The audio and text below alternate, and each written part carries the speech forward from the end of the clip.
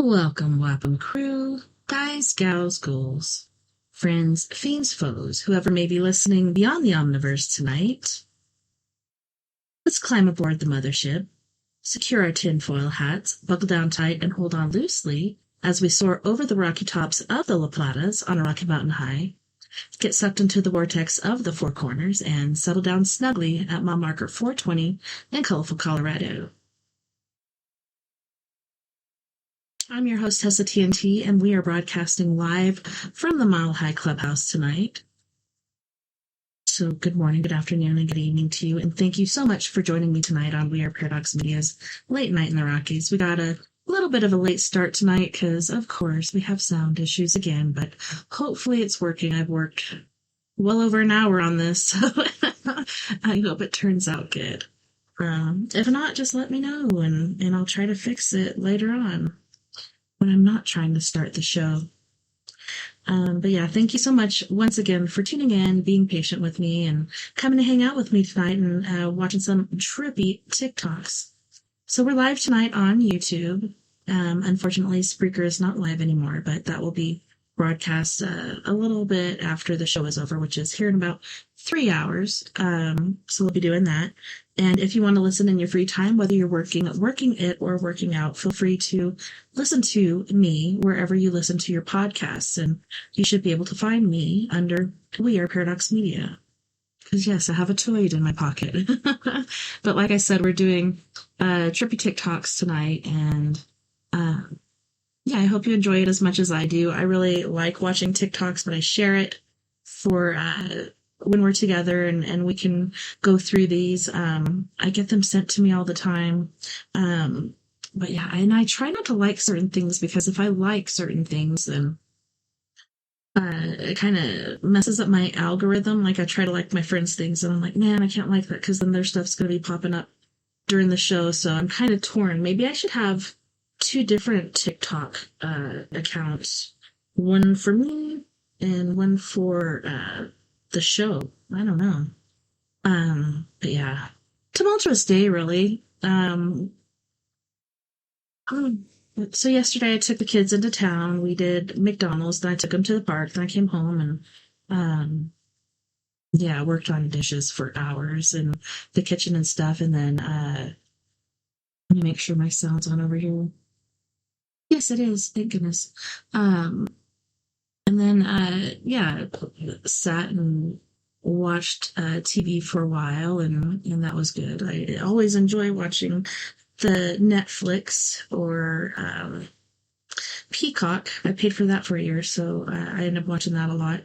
But I didn't go out and check on the chickens, and I had planned on going out there and staking out and waiting for that damn fox to come back, which I didn't. Then I go out there today and, I feed treats to the chickens, and of course they all come out, so I'm happy. Not disappointed, because I was afraid, man, I'm going to come out and there's going to be another one dead. Like, I have 2 down and 19 more to go so far as chickens, and then with the geese it's 21 total. So we're doing pretty good on numbers, but yeah, that damn fox has already started its stuff again before fall even falls. So yeah, I was gonna stake out and deal with that little bugger, but I didn't, because I was just like, don't want to deal with it. I'm tired, and it was supposed to rain, but it only sprinkled a little. It didn't really rain. And then okay, so I go out today, I feed them treats and stuff, and then I go over and look at my garden, and they ripped out my 4 cabbages. 1, 2, 3. Actually, 6 cabbages that I had. 8, basically all of them. I don't know if they're going to come back. I replanted them, watered them. They ate my tomatoes, my tomatillos, my peppers, my catnip, everything. Just like, trying not to be enraged. But yeah, the chickens all being there, that was the cherry on top. Like, that made it to where, it wasn't too much, but getting into my garden, like, that's a lot of work. And I don't know, my daughter was just like, okay, because her cat was a part of it, I believe. Her cat was there getting into the catnip. So that was that part of the garden. And then the back part that has all my tomatoes and my tomatillos. And I have so many different kinds of tomatoes. I love tomatoes. And I was so excited about this harvest. Like, they're getting big, they're getting plump, they're green. There was one that was almost red enough to pluck, but damn deer got it. Anyways, let's move on to happier things, shall we? We'll move on to our trippy TikToks tonight with me, TessaTNT.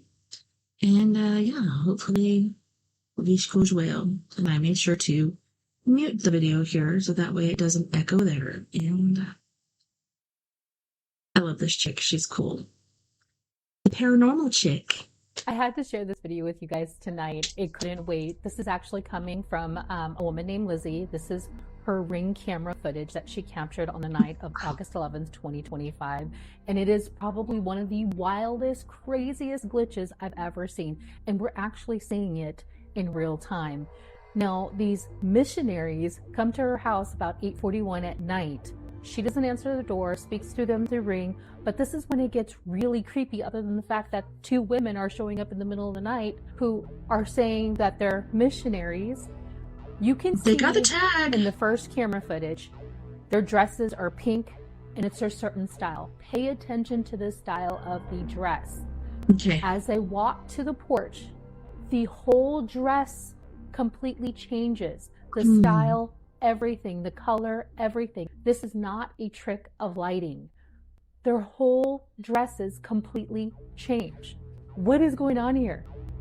Take a look at these next two videos, comment below and tell me what you think. It is freaking creepy. 8:41, somebody knocks on the door, and then, hold on. Check out their outfits. They're wearing two different dresses from what they were wearing. Is nothing compared to what they were wearing. And we saw them. It had polka dots. They had the dresses from Go back to the other one. We literally just saw them and they were wearing... And like, go fast forward, like it changes color. Watch, go fast right forward. As soon as they get over there out of our porch. What the heck is this?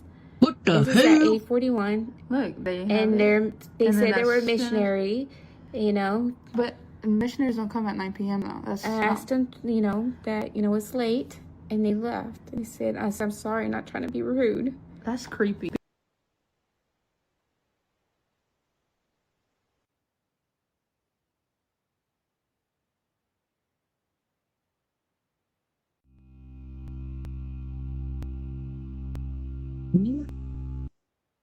Check out their outfits. They're wearing two different dresses from what they were wearing. Is nothing compared to what they were wearing. And we saw them. It had polka dots. They had the dresses.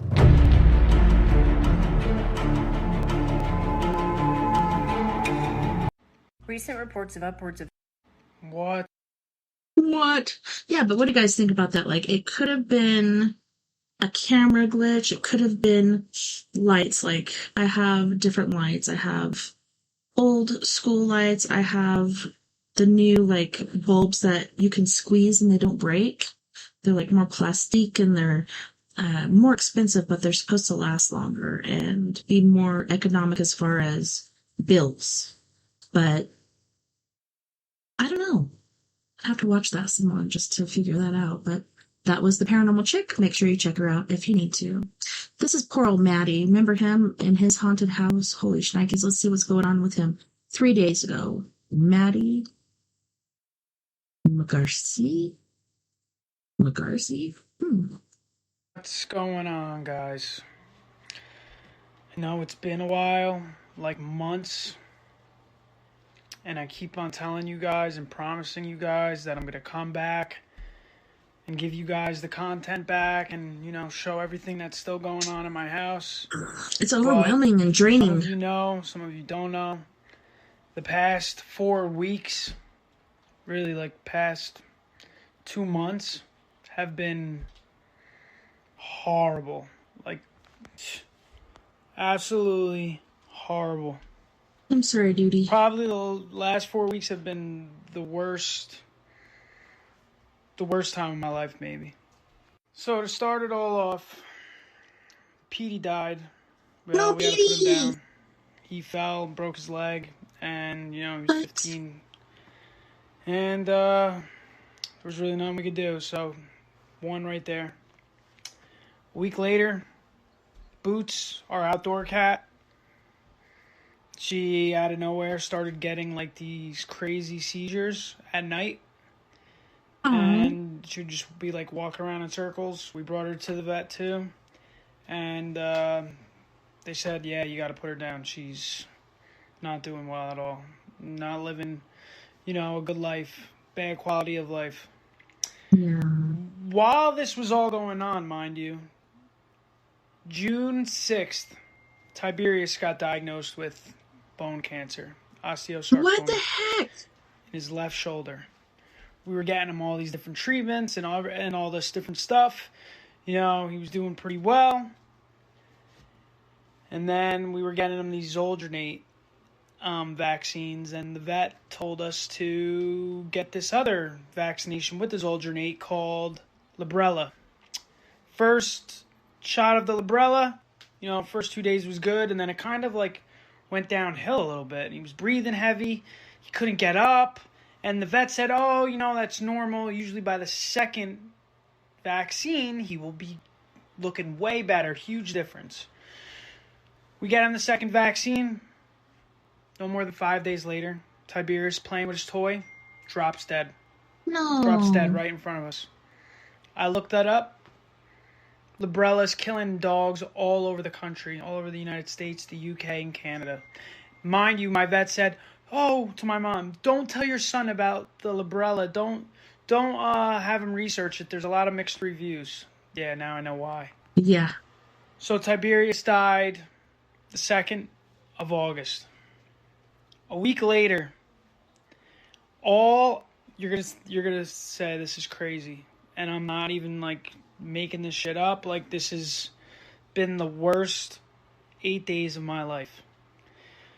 I wake up one morning, all I can smell is rotten eggs, like a rotten egg smell. No, that's not good. And at first, I thought it was myself. I was like, oh my God. What did you eat? Why do I smell like that? And like, I'm like, oh my God, that's horrible. I jumped in the shower. I go to like, you know, use my shampoo, my soap. I smell the soap. It smells even stronger like this rotten egg smell, right? Even stronger like this rotten egg smell. So I'm like really confused. I'm like doing like a sinus rinse and stuff. You know, I still smell it. I go to eat something. That same smell is in my taste buds now. Everything I eat is this sulfur rotten eggs taste. No. Fast forward, I don't know, it's been like a week and like 8 days now. All I can smell is this rotten egg smell and taste. I haven't been able to eat in like 4 days. Even water tastes dreadful. No. It's disgusting. And I got to take all these medications, you know, because of this. So I went to an ENT, and then they said, oh, you know, you look all right, blah, blah, blah, blah, blah. I went to the emergency room. I ended up getting an MRI. And unfortunately, guys. What? You know, No. I'm really, really upset about it. They discovered a mass in my right sinus cavity. So I need to get a swab, and I need to see if it's the sea monster. If you catch my drift. You guys need to freaking Hopefully move, man. Not, you know, fingers crossed. Yeah, this is crazy. But that's what's been going on with me. It's been the worst time of my life right now. I'm sorry, bro. So Sending love, light, and my prayers. mom was doing all this research and stuff. And she was like, you know, that smell you're smelling, that rotten sulfur, like rotten egg smell, that comes from spirits. Like, have you been playing with the Ouija board lately? Could be have demons. you been doing anything lately? The You D know, word. and I'm like, Mom, no, I really haven't played Not the that. good I kind. haven't touched the fucking Ouija board. You know, obviously there's shit that's going on still. And that's why she thinks I'm playing with the Ouija board. But I'm not. I'm It's really all not. your fault. It's all your fault. And you can ask her. You can ask my mom. I might get her in another video later. You should. The night before I woke up to this smell, I had a dream that, I was in this room and stuff, and I saw like this black shadow figure, and he opened my mouth and crawled inside of my mouth. No. And then I woke up the next morning to this smell, and I cannot get rid of it since that day and night. That is so bad. So, and all this shit that I've been telling you guys about, I believe you, everything brother. started after my chain with my cross. It broke. Look, I always wear my cross chain. What? It broke. I ordered a new chain and stuff, but ever since that fucking cross broke, all this bad, negative shit's been happening to me. And that fucking cross was blessed by many, many like priests and bishop, all these different people with the holy water, with all this different stuff. And as soon as that came off my body, it was just like, he's open.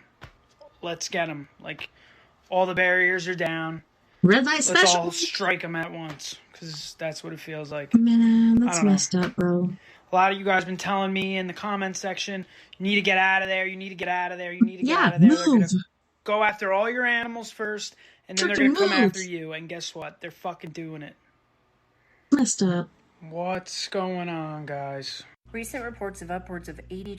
And that's not a time to be saying, I told you so, or anything like that. Nobody should be saying that to him, because it wouldn't be fair. Bro, that is crazy. Like, okay, so I don't know if you've heard all the cases in the past of animals being affected by negative entities or spirits or whatnot. It happens. Animals are killed off quite quickly due to negative spirits, entities, demons, whatever you want to call it. And then what he was saying with the mass there, and the vision he had, holy shnikes. How come the house hasn't been cleansed? Has the house been cleansed? What is going on there? Pretty sure I know what Aunt Colleen is, or Colette. Is it Colette or Colleen? I think it's Colette. Is about to talk about. This is crazy. Holy shnikes, you need to hold on to your underoos for this one. Crazy. Children suddenly missing in the Virginia area with these suspicious ice cream trucks driving residential streets at night. Multiple residents were filming and complaining of these ice cream trucks. This one was parked outside of a woman's home. And you know what else? Sorry to interrupt, but not. Sorry, not sorry. Also, those, what are those new furry thingies? Labubus. Supposedly, these Labubus are connected with this ice cream truck thing. And there was one chick on there last night that had a Labubu that had, in the eye, you could see like a lens, like a little tiny spy camera thing. Is this in all the kids' stuff? If so, is it connected as far as trafficking, kidnapping, etc.? It's hard to say. Let's get back to it. Let's get back to the county. At night, there are reports left and right in Virginia, and upwards of 80 children suddenly missing. Let's talk.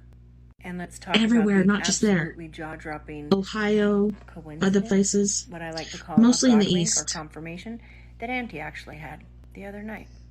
Yet Oh, only until Auntie. just today would I realize what a strange thing that occurred at my house could be confirmation from Yah about this. Oh, but Chicky Talk, you know me, this is purely for entertainment purposes only. All things stated here, just speculation, just having a little bit of fun, new boot goofing. Let's go. Okay, now this is weird. As you guys know, I haven't really been on TikTok very much, but I just opened the app and I found out that there are, I believe, 80 children missing in Virginia. And there are some extremely sus ice cream trucks driving by people's house at night. Now, what's going on, guys? Sorry, Recent dude. reports of upwards of 80 children suddenly missing in the Virginia area with these suspicious ice cream trucks driving residential streets at night. Multiple residents were filming and complaining of these ice cream trucks. This one was parked outside of a woman's home at night. There are reports left and right in Virginia and upwards of 80 children suddenly missing. Let's talk. And let's talk about the absolutely jaw-dropping coincidence, what I like to call a God wink or confirmation, that Auntie actually had the other night. Yet only until just today would I realize what a strange thing that occurred at my house could be confirmation from Yah about this. Oh, but TikTok, you know me, this is purely for entertainment purposes only, all things stated here, just speculation, just having a little bit of fun, new boot goofing. Let's go. Okay, now this is weird. As you guys know, I haven't really been on TikTok very much, but I just opened the app and I found out that there are, I believe, 80 children missing in Virginia. And there are some extremely sus ice cream trucks driving by people's house at night. Now this is weird. I live in a very remote area. On the street that I live, it's a cul-de-sac and there are only 4 homes. We all have a lot of acreage and there are no children here. Me and Uncle Mike ourselves have almost 3 acres. We never, we live in a very small town. I didn't know we had an ice cream truck. In fact, I'm going to need to look into that because I don't think we do. I was out here drawing one These night. are And extra I'm going special to my in ring an camera. I evil will way. find it. Molly was out here like she is often with me, and the door from the garage to outside, I had it open. I was standing up working on my art when suddenly something alerted her. I walked around the side of it when I heard, oh, drum roll please, an ice cream truck. No, I'm here to tell you, I don't even think, like I said, we even have an ice cream truck where we live, but you will never catch an ice cream truck where I specifically live. We are on the outskirts of town. Not a busy street, but it was hands down. I even looked at Molly. I said, that's weird. An ice cream truck? And it was late. I'm going to find that video because I know our Vivint security had to have picked it up. It sounded like it drove down right by my house, right by my shop. What are the absolute odds of that? That, my friends, is what I like to call a God wink. Confirmation of any kind of a suspicion. What most people call a coincidence, I call a direct message from Yah. That was weird. And trust me, I'm going to find that Vivint security system. The footage, I'm going to. Problem with isolating and being out here a lot, every night seems to roll together, but an ice cream truck. And now almost 80 children are missing in Virginia with ice cream trucks driving all around the streets, the residential streets at night. I see what you did there, Yah. I see what you did. Recent reports of upwards of 80 children suddenly missing in the Virginia area with these suspicious ice cream trucks driving residential streets at night. Multiple. So Rep. Anna Paulina Luna just came forward and... Alright, if you haven't heard this guy, you gotta hear this guy, because this guy is intense, and I don't mean camping intense, like intense. He is on top of all the UFO foolery, shenanigans, whatever you want to call it. Epic. Freaking epic. basically said on Joe Rogan's podcast that she knows and has seen and been briefed on technology and things that just are not from this planet, that is from elsewhere, right? I'm going to show you the clip now, okay? So you EastEnders and Love Island dribblers and whatever, right? Pick your jaws up, because they're about to drop, mate. Check. Do you think that it's possible that these are U.S. vehicles that are top secret? I definitely think that there's a level of advanced technology that the U.S. government has, and I think that tech can be housed within the defense contractor realm, and of course some information is going to be classified. But I can also tell you, and this might sound crazy, but based on our investigations and stuff that we've seen, okay, there is definitely something that I think would rival what we know currently with physics, and a tech that potentially is out there that we don't have the ability to reproduce, because it would basically be like dropping a cell phone right off back during the time of maybe cavemans. So like we just don't have the tech to develop it yet. What I can also tell you is, based on our interviews, and this has been something that you can go back and watch with the congressional hearings, but I was actually able to ask some of the witnesses, what are these things? And they keep saying interdimensional, and then when you talk about the interdimensional aspect of, are these things pre-existing, maybe outside of what we currently know as our own dimension, that stuff can kind of all sound crazy, but at the end of the day, my job as an investigator is to receive all the information, decipher it, and then ultimately from a congressional aspect, if you do have contractors that are withholding information or operating outside of the purview of the federal government, there's budgetary issues, but there's definitely something that I can tell you with confidence that exists that we don't know how to explain. And I don't think people are still grasping what she's just said, right? The words, the things that she just spoke about there blows everything out of the water, okay? So, everything that all of us have been talking about for the longest time is true, right? We've had people that are literally been banned. We've been shadow banned. We've had creators on this platform removed and other platforms and people just shoved to the side. UFOs around the world. Matt, Dillpop, Sassy, Jake, fucking Shiv, Grant, everyone that have been talking on this topic. We have been battered around, shadow banned and shoved to the curb, mate, right? It's there, plain as day. Holy fuck. So Rep Anna Paulina Lu- Matt Riff and Elton bought the Warrens, a cult museum. Okay. Website and products are good? Okay, so we're going to do it. Even just pointing this out is probably going to cause a whole load of arguments from the different communities on ancient history here.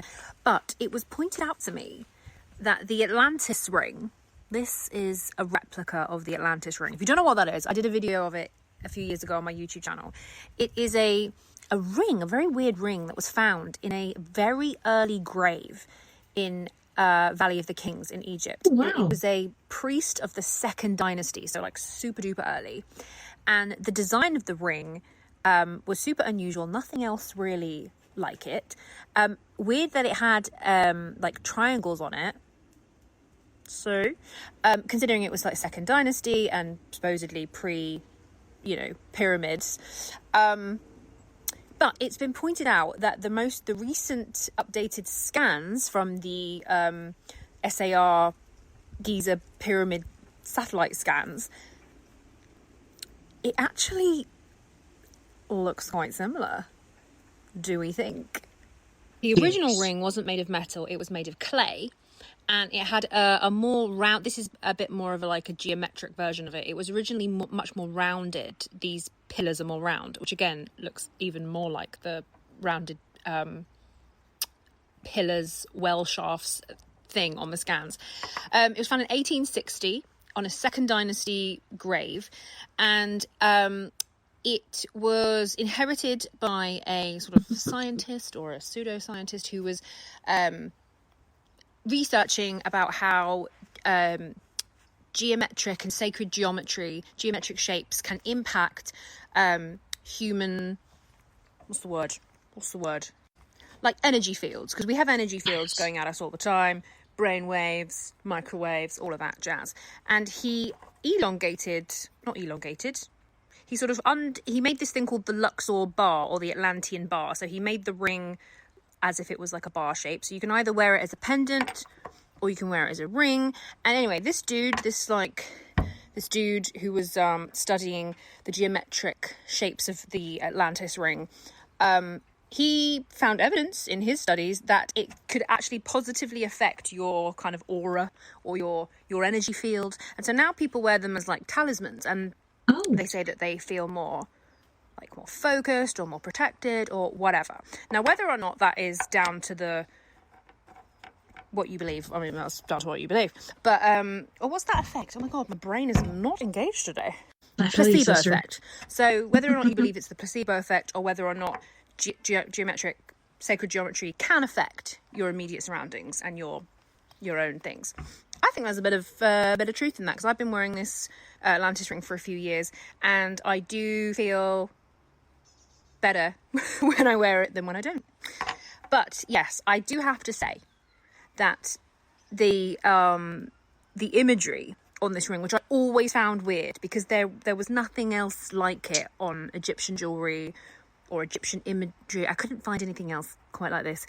It does look remarkably like the what could be going on underneath the pyramids.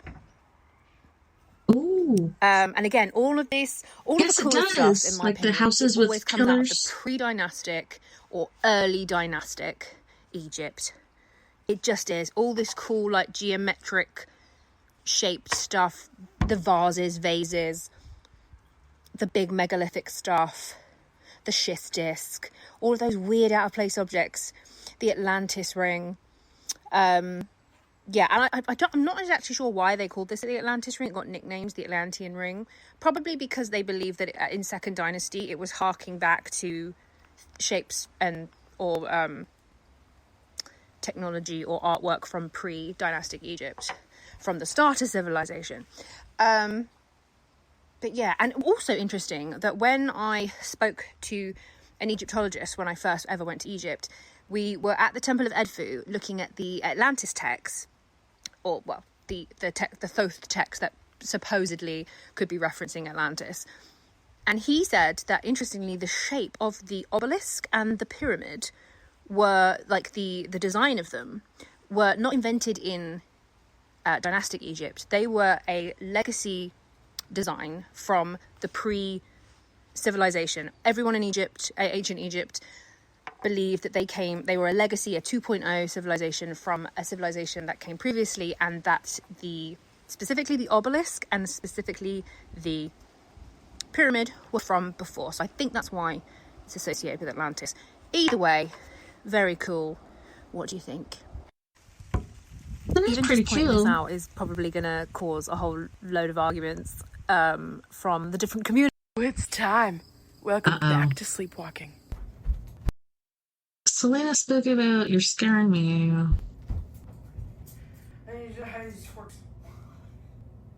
How many were there? How many forks? 7. I've never clenched this hard before. Keep seeing orbs. No, never!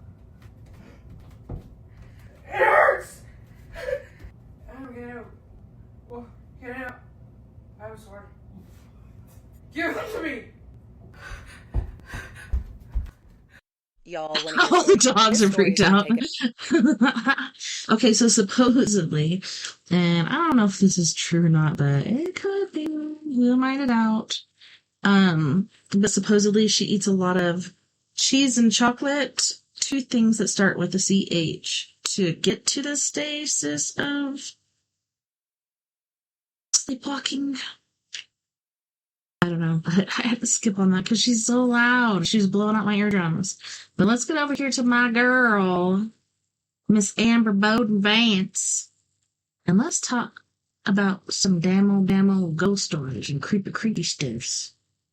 Is to St. Petersburg, Florida, in the mystery of the Cinder Lady. Mary Hardy Reeser was born in 1884 in Columbia, Pennsylvania. She married Dr. Richard Reeser, and they had one son, Richard Jr., who also grew up to be a doctor. After her husband's death on May 30th, 1947, Mary moved to St. Petersburg, Florida to be closer to her son. She moved into a nice little apartment at 1200 Cherry Street, and when she lived there, she only had one neighbor, her landlord, Pansy Carpenter. During her years in Florida, Mary was involved in the local women's club and was an active member of the First English Lutheran Church. But in 1951, at the age of 67, most of her days revolved around her son. Richard Jr. was a prominent physician in town, and he and his family lived nearby. Mary was known to wake up every morning around 6 a.m. and listen to the radio while she completed her tasks around the house and got ready for the day. She would eat breakfast, and then she would wait for her son's daily morning visit around 10 a.m., when he would stop by and the two would drink a cup of coffee together before he headed off to work. Mary would then go about her day and would return home around 4 p.m., take a nap, and then she usually went to eat dinner at Richard's house. By 8 p.m., she was usually back home and would listen to the radio for a while again before heading off to bed. She had a routine, and she rarely deviated from it. But on July 1st, 1951, when Mary returned home around 4:30 p.m., her neighbor, Pansy, noticed that she seemed a little upset. And Pansy also noticed that Mary never left to go eat dinner at Richard's that night. She went over and spoke to Mary for a few minutes, and Mary just told her that she'd had a bad day and was still a little upset. Pansy assumed there had been some kind of family argument, but later learned that Mary had been disappointed about her son having to cancel his trip to go with her to Pennsylvania.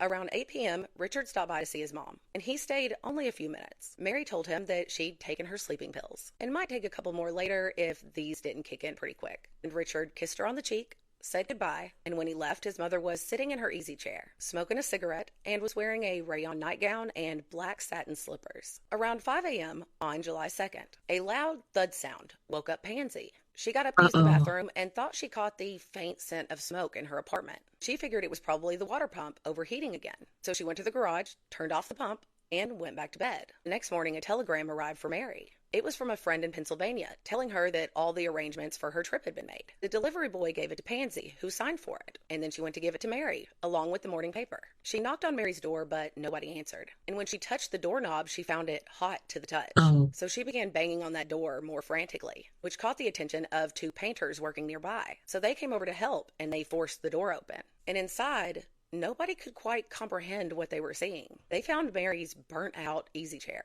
and a 5-foot circle of burned carpet underneath it. And there was also a large pile of ash, which contained Mary's intact left. See, that's what I was about to say. Is this the one where the chick's, like, feet and ankles and shoes were still there, but everything else was gone? Like, how does that happen? Foot, still in its satin slipper. And this was all that remained of Mary Reeser. Upon inspection, the scene got even weirder. There was some soot on the walls and ceiling that started at table level. Nothing underneath it. There were a few spontaneous plastic items near the chair combustion that had melted and lost their shape. And one of the electrical outlets had melted, which stopped a clock that had been plugged in at exactly 4:20 a.m. But there was also Holy a stack of shnikes. newspapers sitting nearby that was untouched by the fire, just like her bed. The bed sheets were still Doesn't make pearly sense. white. Besides this area of her apartment where her easy chair had been sitting, where she was sitting, nothing else in the apartment was burned or even really contaminated by the smoke. Yet Mary's chair had been reduced to only its springs, and Mary herself, besides her leg, had been cremated. In the ash, police found only a few teeth, part of her Yes. spine, and reports claimed that her skull had been shrunken to the size of a cup by the intense heat. It appeared that the 67-year-old woman had just, quote, disintegrated by a blaze of white-hot intensity. Investigators were baffled. How had Mary burned at such a high temperature that all but one leg had been reduced to ash without catching the rest of the apartment on fire? Theories abounded. Some believed that Mary must have been attacked and set on fire, but there was no sign of a break-in and no signs of a struggle. Others thought Even so, okay, so bear with me here, grr. Even if that were the case, there's newspapers nearby. There's different things nearby that are flammable, combustible. If it's that hot, just the heat alone should catch those on fire too. This makes me think of Star Wars, Ronald Reagan,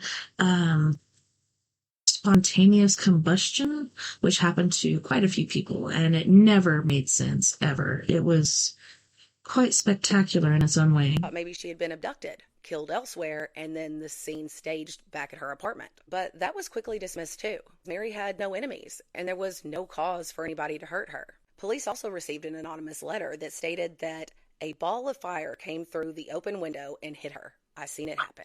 That was also quickly dismissed, though it was noted that one of her windows was open. So it was also... I've seen a ball of fire, and it didn't come through my window. It slapped on my porch, came up through the floor, hovered, went over here, and shot towards my brother.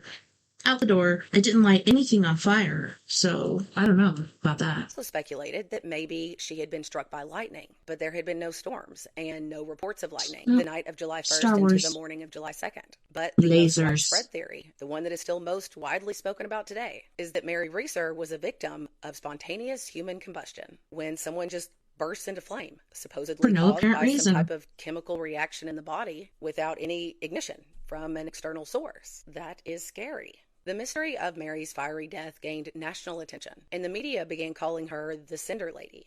The St. Petersburg police chief stated that her case was the That'd be a most good unusual movie. case I've seen during my 25 years of police work, and he decided to reach out to the FBI for help. They sent them a box containing Mary's remains and a few other items from the scene. And about 3 weeks later, they received a 100-page report from the FBI, stating that Mary Reeser did not spontaneously combust, but had fallen asleep while smoking a cigarette and had caught fire due to the wick effect. The wick effect is basically when a person catches on fire and burns up in this slow burn from their clothing and their body fat, literally like a human candle. They concluded that Mary had died from a combination of sedatives and a lit cigarette, and that the wick effect is why the fire stayed localized to her body, which is why the entire apartment didn't burn down.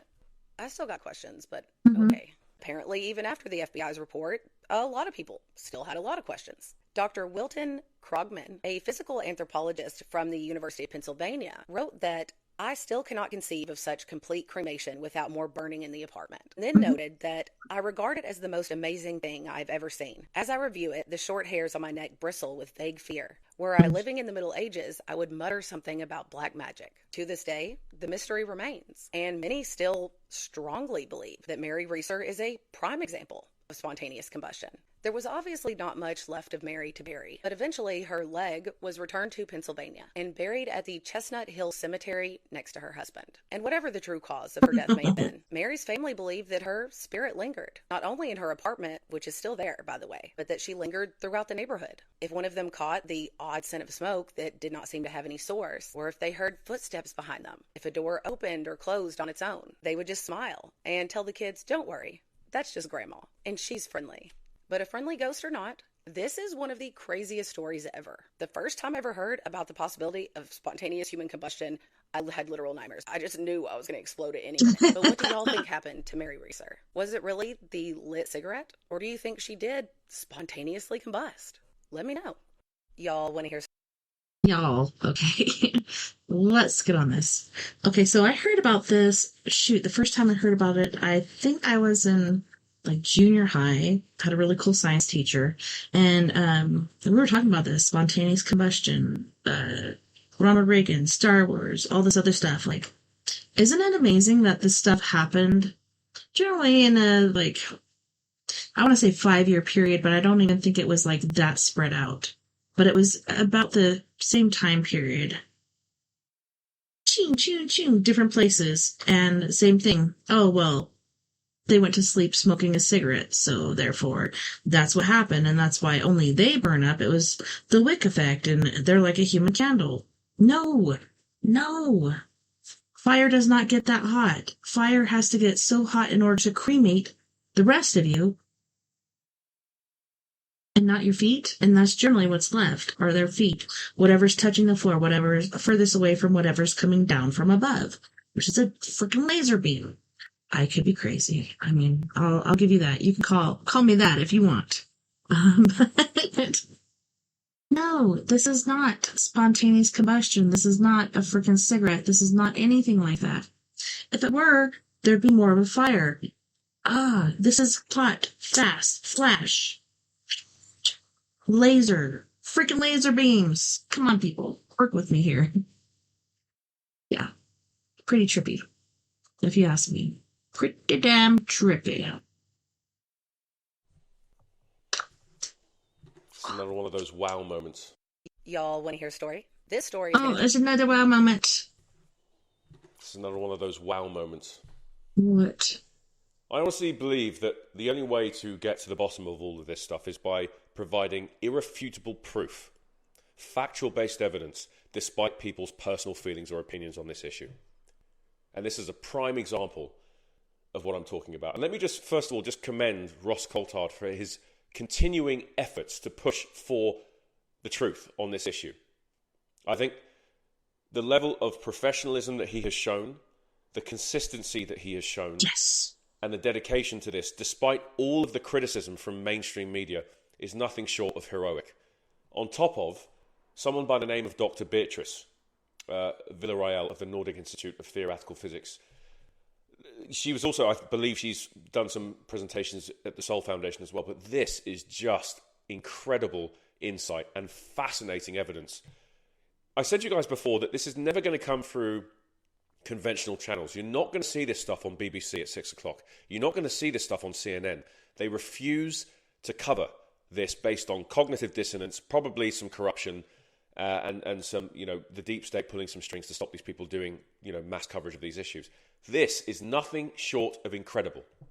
And it's based in scientific fact, intelligence, and smart thinking. This woman, she's already a hero in my book as far as I'm concerned, but this is just fascinating. So I'm going to start reading because there's a lot to go through here. And I am going to be reading off the presentation on my screen here because there's a lot to go through and I can't memorize all this, sorry.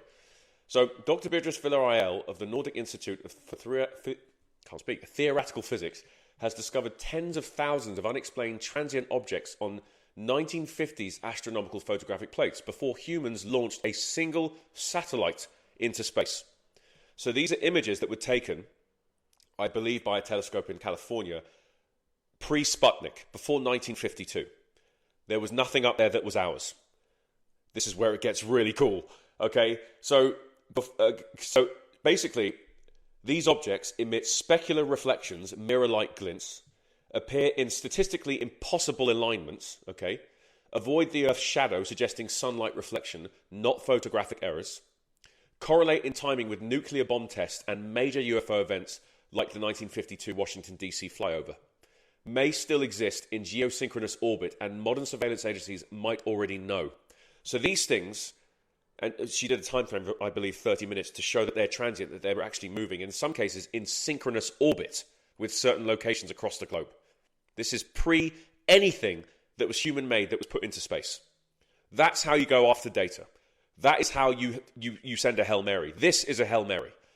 Okay? So, Villarreal suspects we may be observing non-human artificial technology, possibly alien probes.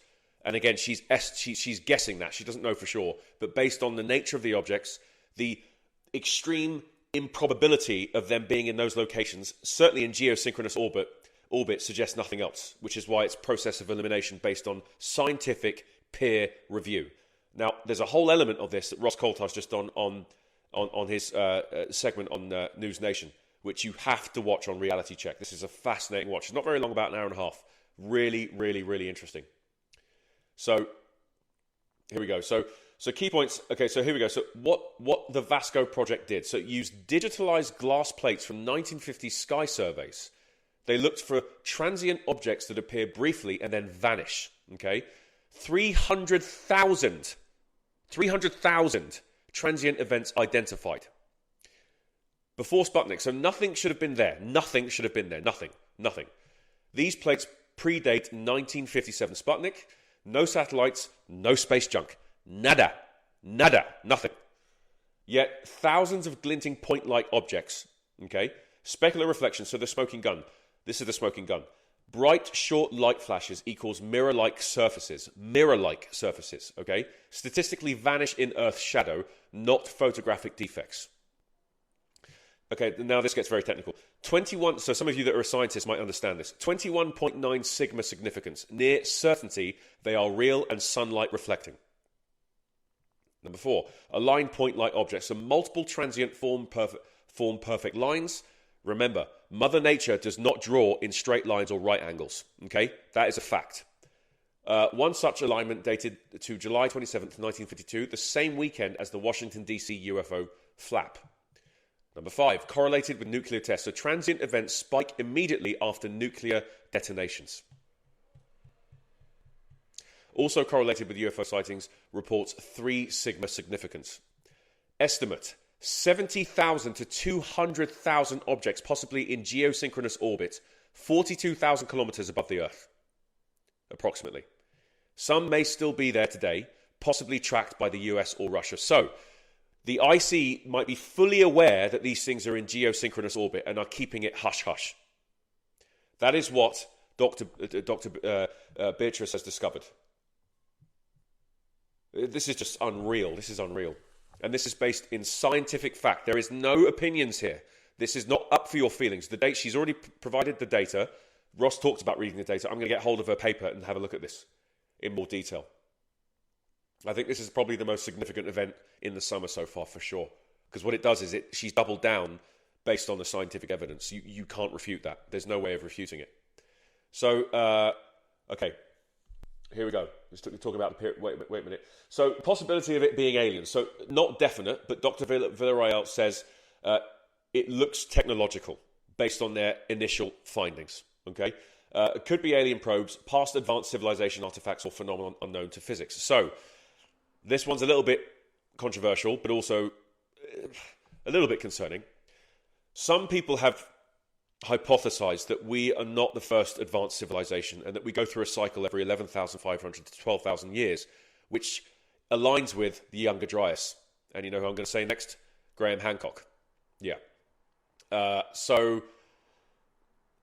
Randy Carlson as well, the geologist. So we could be at the end of our cycle here, which is why all these dates are coming up again, which I know is a very, very bleak thing to think about, but we might be going through the Younger Dryas again, which means it would wipe the slate clean of all of us, which I know is a horrible thing to think about, but that could be on the horizon. So what they're saying is it could be from the previous civilization that advanced to the point where we are, but in a different way, and had things in space already. And that has to be put on the table. And she even says that has to be a possibility. We can't take anything off the table yet because this is all new. She said that she sat with sick to her stomach for days after discovering this data as a scientist, and was trying to contemplate this new reality that was discovered. This is huge. But again, you're not going to see this in mainstream media. You're not going to see this covered by BBC, MSNBC, NBC, Fox News. No. You know, you're going to see it from people like me and, and other people that don't have an agenda, that just want the truth. These are statistical facts. This is science-based evidence, of which I'm about to read right now, based on some peer review. So the paper is in peer review. She expects backlash, obviously, from mainstream astronomy due to the stigma, but welcomes scrutiny to strengthen the research. So I'm going to do some deep diving now, guys, into where I can find this peer review data and do another video so that you guys can find it yourself. And again, please share this with any scientist that works within this category of science. This is the sort of thing that we need to be doing. We must...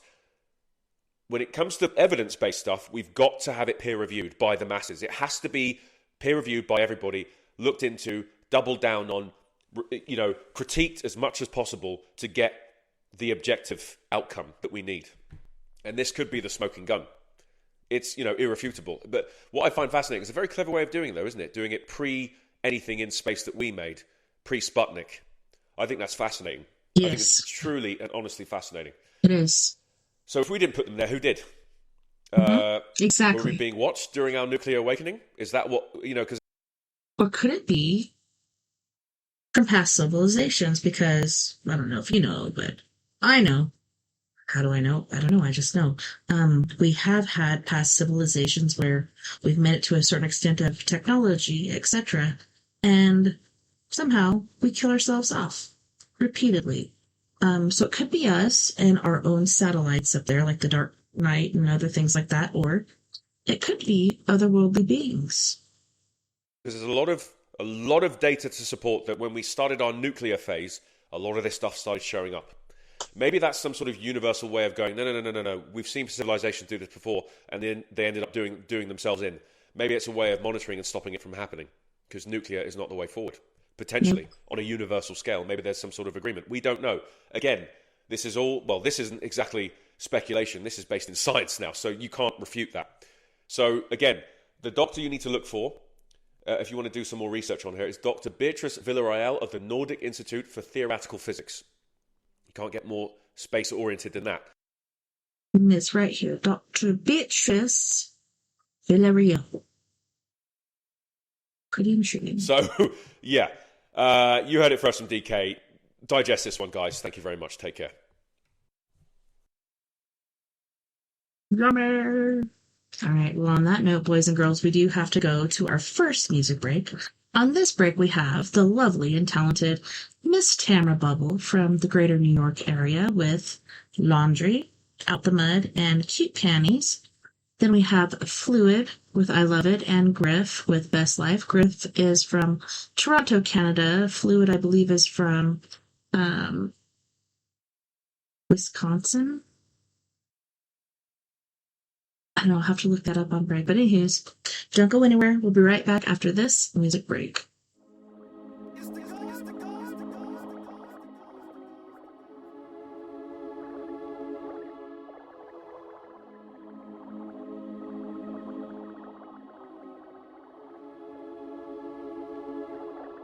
Hey, get up on that washer, hit the spin cycle till I come home. The way where I'm at, I'm out here breadwinning, so don't hit my phone. Shoulda never gave you treats like that. You got a sweet tooth and won't leave me alone. And every time I try to get some sleep, I wake up cause you doing me wrong. Sneaking up under covers, used to fight it, but I love it. Hate it that you got me weak, cause now we ruin all these sheets. Like, who doing laundry? Who doing laundry? Who? You doing laundry? Who doing laundry? You doing laundry? Who? You doing laundry? Ain't playing, think I'm playing. I'ma have you doing them dishes too. Better lick them plates clean, be grateful for this delicious food. Why you want no fours? What you scrubbing floors cause you want some more? But you like it dirty, you is so dirty, you like it dirty. Sneaking up under covers, used to fight it.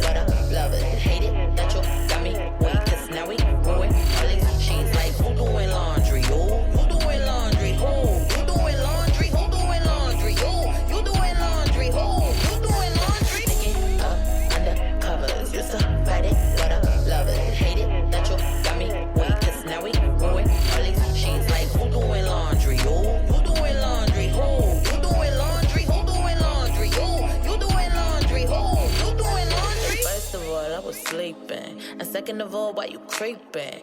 Third of all up on me, rubbing like conditioner that you be trying to leave it. Relax, love, keep breathing. And I would say keep cleaning, but you like it dirty. You is so dirty. You like it dirty, yeah? Sneaking up under covers. Used to fight it, but I love it. Hate it that you got me weak. Cause now we ruin all these sheets. Like, who doing laundry? Who doing laundry? Who? You doing laundry? Who doing laundry? You doing laundry? Who doing laundry? Get up on that washer. Hit the spin cycle till I come home. The way where I'm at, I'm out here bread winning, so don't hit my phone. Shoulda never gave you treats like that. You got a sweet tooth and won't leave me alone. And every time I try to get some sleep, I wake up cause you doing me wrong. Sneaking up under covers. Used to fight it, but I love it. Hate it that you got me weak. Cause now we ruin all these sheets. Like, who doing laundry? Who doing laundry? You doing laundry? Who doing laundry? You doing laundry? Who doing laundry? Sneaking up under covers. Used to fight it, but I love it. Hate it that you got me weak. Cause now we ruin all these sheets. Like, who doing laundry? Who doing laundry? You doing laundry? Who doing laundry? You doing laundry? You doing laundry? Sneaking up under covers. Yeah. You like it dirty. You are so dirty. You like it dirty, yeah? Under covers. Yeah. You like it dirty. You are so dirty. You like it dirty, yeah?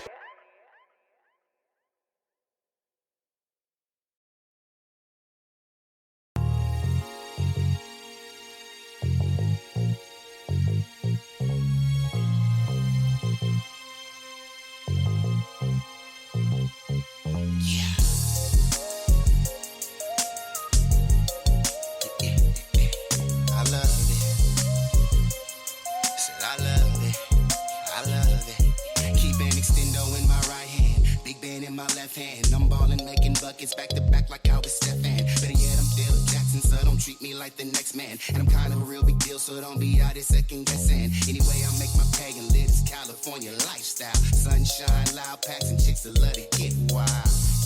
That's how we do it every day. Slipping, sliding through the traffic on a mission for the day. Clearing marks about my way. Really got no time for y'all today. And all the craziness y'all talk, but never get your story straight. See me out here living great. I don't give a about all that hates. And when it comes to kicking game, I give you all that you can take. Trying to do it big, got no complaints. Every morning eating steak. They say I'm wrong for showing out, but I'ma do it anyway. Trust and thing ain't nothing bitch, cause I can do it any day. And it don't matter where I go, I always represent the yay.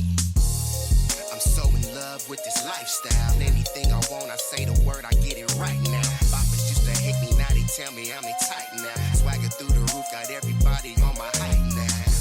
So in love with this lifestyle. And I love it, and I love it, and I love it. So in love with this lifestyle. Anything I want, I say the word, I get it right now. See me, I'm out here getting it and loving how I live. Best believe if I do something, I'm a stupid do it big. And this hustling is my gig, so don't you ask me what I stand for. Stacking while I'm macking, trying to earn myself a couple Lambos. Yeah, you know them toys for them big boys. Emperor of sorts and all you other players decoys. Meaning you're not the real deal. Keep an appetite for dollars that I never miss a meal. All you suckers need to chill. I'm just trying to stack a meal and pull the baddest bras around and let show they sex appeal. Little bit of Netflix, then we chill. Lose them clothes, keep on them heels. Working like a 9 to 5 and go right back to chasing skrill. I bring that real, never that phony. BS, y'all be stressing, put it down just like an OG. Perform these cookies, take flight. Summer, y'all just out here acting. I'm a boss in real life. I'm so in love with this lifestyle. Anything I want, I say the word, I get it right now. Boppers used to hate me, now they tell me I'm they tight now. Swagger through the roof, got everybody on my height now. So in love with this lifestyle. And I love it, and I love it, and I love it. So in love with this lifestyle. Anything I want, I say the word, I get it right now. Keep it more 100 than a C note. Hall of Fame spitting, representing with these pimp quotes. Don't try to front, you know this shit's dope. Question is, will I ever fail? My answer is no.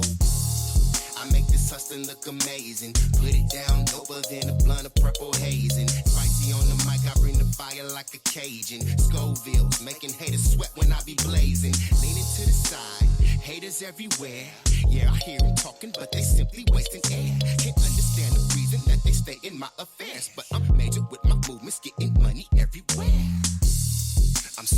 love with this lifestyle. Anything I want, I say the word, I get it right now. Boppers used to hate me, now they tell me I'm a type now. Swagger through the roof, got everybody on my height now. So in love with this lifestyle. I love it, and I love it, and I love it.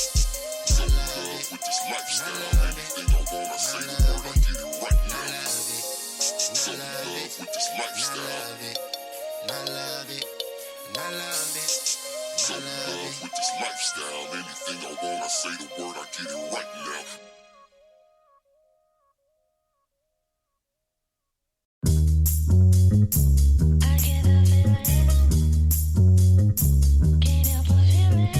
I get that feeling I'm doing me time, and I'm okay on land or out at sea. Soak up the heavens in the daytime. Promise you'll keep sunshine on my feet.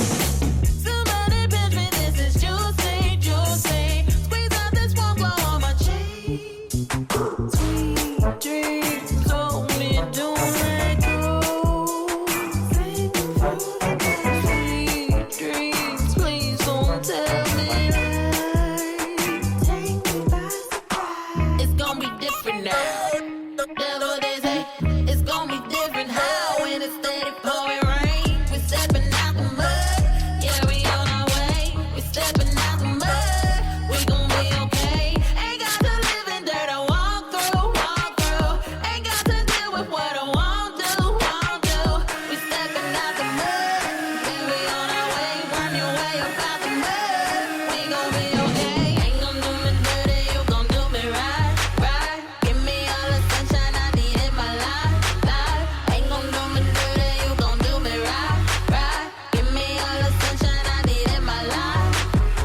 I get the feeling I'm the moonlight. Put a little two-step to my beat.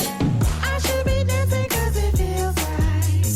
Shake it, shake it, shake it with the breeze. Now once again, will give me two dice, two dice. I feel so lucky, can't you see? Sweet dreams, hold me, don't let go. Sing through the day. Sweet dreams, please don't tell me lies.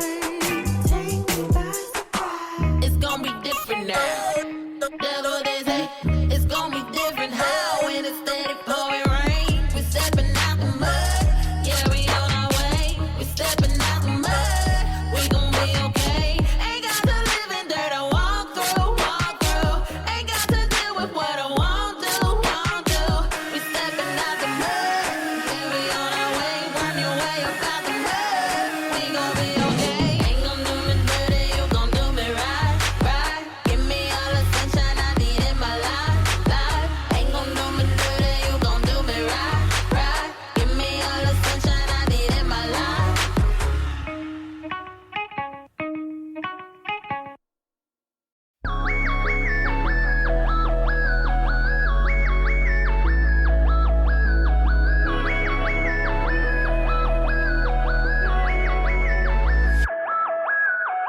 I'm gonna live my best life. Don't care if my head ain't right. I'm gonna live my best life. Don't care if my head ain't right. I'm gonna live my best life. Don't care if my head ain't right. Do you and live your best life. Don't care if my head ain't right. Where you from? Who you with? Are you a blood? Are you equipped? I do my thing, stay legit. In this world, no one's innocent. VIP, get bottles. One snap of my fingertips. See these haters like blah blah blah, blah blah blah blah, talking gibberish. I'm gonna live my best life. Don't care if my head ain't right. I'm gonna live my best life. Don't care if my head ain't right. I'm gonna live my best life. Don't care if my head ain't right. Do you and live your best life. Don't care if my head ain't right. Rolling and rolling and rolling SUV. Rolling and rolling and rolling with my homies. Rolling and rolling and rolling SUV.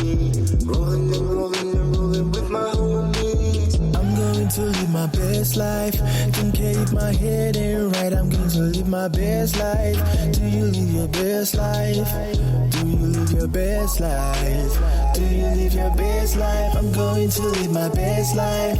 Don't care if my head ain't right. I'm going to live my best life. Do you live your best life?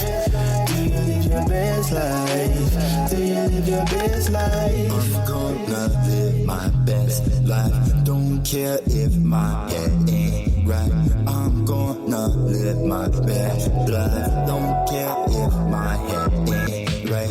I'm gonna live my best life. Don't care if my head ain't right. Do you and live your best life. Don't care if my head ain't right.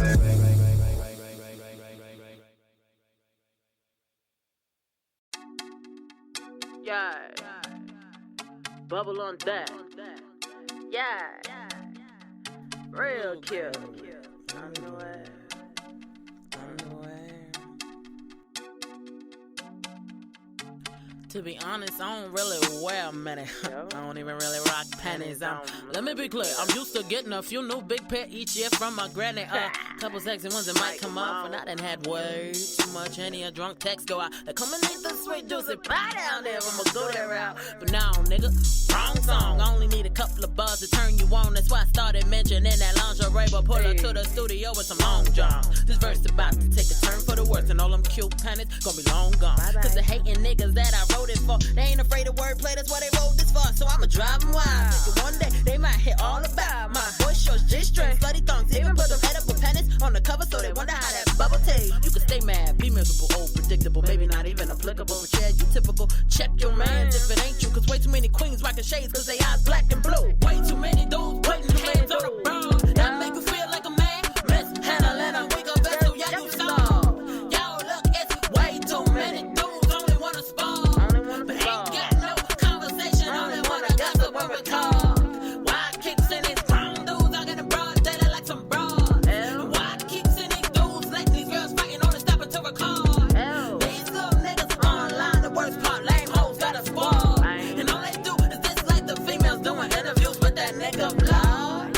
I be like, come in, big boy, take off them drawers. I just came from shopping, let me slip you into something real soft. You prefer the laces satin or the silk, cause some pretty little rolls, they gon' hang off your balls. You control sitting pretty, yeah. You the type that rock them cute pennies, yeah. Come here, you're cute, yeah. Real cute, you hating on a female, cute, real cute. Why you mad we getting money? Maybe that's why you sag like them pennies shout. Oh, by the way, cute pennies, bro, real cute. Grown man, big boss, taking shots from a penthouse loft. Talking trash, he making big calls. Yep, then again, that's only till his phone got off. Come again, yeah, his phone got disconnected. But don't worry, he be back online hating in a second. Back at the crib, remember she paid her phone and the rent. Squashing nigga vegetable soft. Now he souped up in my mentions on some vegetable bro. Leaving comment at the comment, you that thirsty, drink vomit. I promise I ain't never seen nobody when had so much time to hate me. Be honest, is you mad at me? Or the fact that I'm grinding? It's a fact that I'm winning, son, I really be shining. Why you pressed on my diamond? You ready to swing on this little bitty girl, so don't tell me I'm lying. Way too many dudes putting hands on the broad. That make you feel like a man. Mishandling a weaker vessel, yeah, you saw. Yo, look, it's way too many dudes only wanna spawn. But ain't got no conversation, only wanna gossip when we talk. Why I keep seeing these grown dudes out in the broad daylight like some broad? Why I keep seeing these dudes letting these girls fighting on the stopper to record? These little niggas online, the worst part, lame hoes got a squad. And all they do is this like the females doing interviews with that nigga vlog. I be like, come in, big boy, take off them drawers. I just came from shopping, let me slip you into something real soft. You prefer the laces satin or the silk, cause some pretty little rolls, they gon' hang off your balls. You control sitting pretty, yeah. You the type that rock them cute pennies, yeah. Come here, you're cute, yeah. Real cute, you hating on a female, cute, real cute. Why you mad we getting money? Maybe that's why you sag like them pennies shout. Oh, by the way, cute pennies, bro, real cute.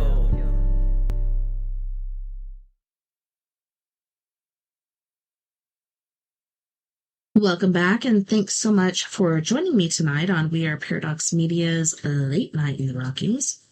I just realized that we did not do the quote of the day. Generally, I save these for Sunday, but since I remembered it, let's go ahead and do this. Do this to this. I've had this book since I was knee-high to a grasshopper, so it's been through a lot. So the thought for today, for August 16th, is a well-adjusted person is one who makes the same mistake twice without getting nervous. Well, you can't get nervous about that. You gotta be more confident. But anywho's, just making sure our sound is going all right. Looks good, looking good, looking good, looking good. I don't know about you, but I really, really love my music breaks. These make me so happy. Alright, let's get back to our trippy TikToks, shall we? Let's get them over here. We had Mr. Knightley with us last time. Oh my gosh, that guy. Ooh, he's hitting that on the head. Tell you what. So I'm headed down to the milk barn this morning. I got a funny story for you. It ain't very long. It's quick. Oh, okay. Old-timey yarner. Anyway. Old-timey yarner ain't got no time. Lloyd was working on my side-by-side yesterday morning. And I've got some neighbors that moved in a couple years ago from California. Uh-oh. And they're odd. I mean, they're real odd. But they've seen the light, I hope, and they've decided they want to move. Hopefully you showed them. To the country and live the country life. And, yes. And I'm going to help them as much as I can, and most of the people around here are too. Anyway, me and that's working nice. on the four-wheel, or my side-by-side, and my neighbor showed up bright and early, probably about 9:30, 10 o'clock. And he come in, talked for a minute, and Dave, he said, I've bought some goats. Would you care to haul them for me? And I said, when do you need them? And he said, I need to get it done sometime today. And I said, well, how many is there? And he said, I've bought 25 goats. And I forget what the name of the place was that he said he got them, where he bought them from. Anyway, Lloyd told me, he said, Dave, you're covered up, man. You ain't got time to do that. He said, let me go do this for you. He said, I'll do it. And I said, all right. So Lloyd just wipes the grease off his hands and gets in his truck. And that feller follows him.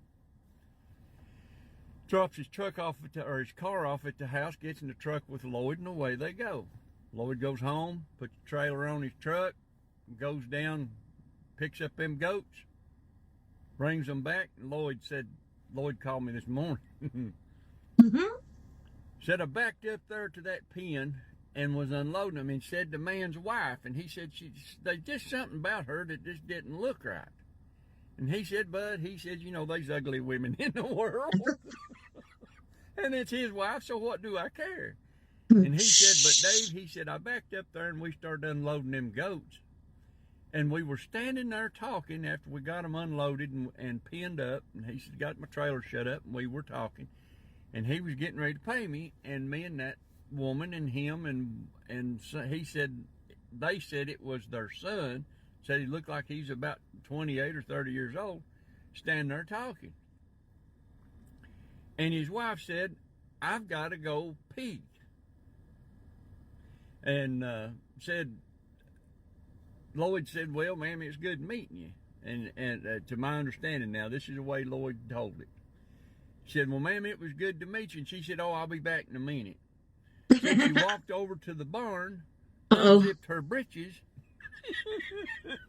and started taking a whiz on the side of the barn. Lloyd said, I looked. Said her husband was standing there, and he said, I just kind of just patted him on his shoulder. Said the guy looked at him and said, what? Said he pointed over there where the man's wife was. He said, now this is the way he said it. Said, she's standing there pissing like a stud horse.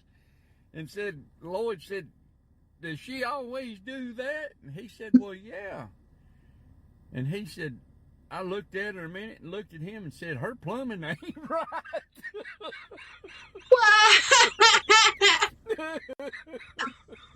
I'm headed down to Milk Barn this morning. Scary That's premonition funny. stories. A premonition is when you see or feel something. No, it's funny though, because like, I don't know, he could have said something else. Anyways, I like his laugh. It reminds me of my oldest brother, Gary. It's pretty sincere laugh. I like that. Something is going to happen before it happens. It was November 2006, and I just laid down to take a nap when I faced one of the scariest premonitions I ever had. I was in a dark hospital. The windows were shattering around me. There was a tornado touching down. People were running and screaming, glass busting, and just chaos. This scared me because I was due to have surgery the next day at the hospital I was dreaming about. I was supposed to be at that hospital at 6 a.m. and be admitted by 7 to have a tubal ligation. I tell my ex, I just had a night terror from hell. I got a really bad feeling about this. I don't know that I'm going to go to the hospital, but he was like, baby, we got to. The reason I had to go through with it was because this was the only time the insurance would cover it. The caseworker had told me if I don't show up, Medicaid will not cover this surgery again. There will not be another opportunity, so I better go. So that morning at 5:30, me and my ex get up and get dressed, and a big thunderstorm comes up, and I mean the thunder is booming, it's shaking the whole house, and I start panicking. I said, dude, that damn night terror has got me on the edge. I know something bad is going to happen today. I can feel it. Well, by 6:30, these storms had gotten a lot worse, and now we had tornado watches, but we were now at the hospital. So we're sitting in the waiting room waiting on my name to be called, and I look out the window and see the wind has really picked up again, and walk outside, and everything has turned green. I said, oh shit, we know that's tornado. Not good. That's a sign of a tornado. Grandma used to say, when the sky turns green, it's about to get mean. You better oh my take gosh, cover. So the so hospital scary. had the weather channel on in the waiting room, and Been the there, done meteorologist that, said sister. this is the last storm of the day. When it's over, it's going to clear up and be a gorgeous day. But boy, was he wrong. So I go talk to a nurse and say, look, I don't think I'm going to go through with this. I'm just going to cancel out and do it another day. I'm scared, these storms. She said, honey, the doctor's already here. He's prepping. We got to do this. I said, what if the power goes out? She said, we got generators. And like they said, it's the last storm of the day. Everything's going to be fine. So the nurse gives me a gown. I change and I sit on the bed. And then she starts trying to put the IV in, but she can't get it. So she tries over and over and hits it. Blood starts spraying out everywhere. I don't know what she did wrong, but as more blood came out, I ended up passing out. I wake up covered in blood. There's blood all over the floor of the bed, everywhere. And someone had closed the IV, but I don't know who because they left me alone in that room. Next thing I know, I hear boom. Boom! It sounded like the power boxes out there. Oh my the power lines were blowing up. gosh. I'm stuck in this room, can't find the door with the IV and the big metal rod thing it's connected to, dragging it behind me, trying to find the damn door, and I finally found it and got it open. And just like in my dream, I'm now walking down the hospital hallway in the pitch black dark. I can hear people running and screaming, the wind blowing, papers flying up in the air, the windows breaking. Just like my dream, but a lot worse. And it was all I could think about. My dream, it came true. Then this woman comes out of her room and says, Lily Pad, come here. And I thought, how did she know my name? I dragged that IV into that room, and when I got in there, she was gone. I think that was my grandmother trying to protect me. She had passed the year before, and only a select few knew me as Lily Pad from my youth. And then I heard it. The fucking train coming. Everybody knows when a tornado's close by, it sounds just like a damn train. It's so loud. That's what I started heard. shaking the whole damn hospital. In that moment, my life started flashing before my eyes, and it wasn't like how everybody else says. This was just one moment from when I was 10 years old. I could see it clear as day. I was at home alone because my mom and dad had went somewhere, and we had a really bad thunderstorm. Tornado came through and tore apart the backyard in the swamp. I was a small child sitting in the dark, my hands on my head, rocking back and forth, scared to death, just like I was as an adult in the hospital. And I kept thinking, what a full circle moment. It started this way and it'll end this way. This F3 tornado gets that close to the hospital and barely skims past it, just like it did our house when I was a kid. Within seconds of that tornado trailing off, the power came back on, so I snatched that IV out and I took off running. So I find my partner, and him and babies are okay. And then things start to calm down within the hour, and the nurses and doctors start putting everything back together. So they put me on a stretcher to move me from this room to the surgery room. As we're walking by the ambulance section, this ambulance pulls up, and people, EMTs, start jumping out, and they tell the nurses who are pushing my bed to come help them. It was a man and his 2 kids. The tornado hit their trailer earlier that morning while they were getting ready for work and school before it hit our area, and they were just now getting to the hospital. So we're stopped there, and all these nurses and doctors are working on this other child. The one had already died, but they were still performing life-saving measures on this one, and unfortunately they couldn't revive that one either. They pulled those 2 little kids as stretchers right up beside of me. They didn't have their faces covered or nothing. Like, I just looked at them like, oh my God, these poor babies. They were cut up bad. I just started crying because just 2 little babies, 6, 7 years old, up that morning getting ready for school, probably eating cereal, playing with their toys, and then they're gone. And this So poor woman, I sad. don't know who she was, but she was bawling her eyes out. I guess it was her family. She was just all to hell, of course. At that moment, I did not want to go through with this surgery. I felt like the tornado, everything was just an omen. Too It was telling me, much. do not get this surgery. Like, my Yeah. anxiety was peaking. Like, I was scared to death. Something's going to happen. There's going to be another tornado. Power's going to go out. They're going to kill me. Something's going to happen. This wasn't an anxiety attack. This was a full-blown, let me out of here. I'm leaving attack. I don't want to do this. Nurses all had to come grab me, pull me down, hold me down and be like, it's okay, take a breath, calm down. We're going to give you something to calm you down. But they went ahead and gave me the medicine and knocked me out. And when I woke up, the surgery was over with. So afterwards, I wake up to a nurse saying, hey, breathe, wake up, breathe. When I turn my head to the right and I open my eyes, the big letters are blurry, but I can see them. It says morgue. As soon as I saw that word, I fucking freaked out. She said, what are you doing down here? I don't know.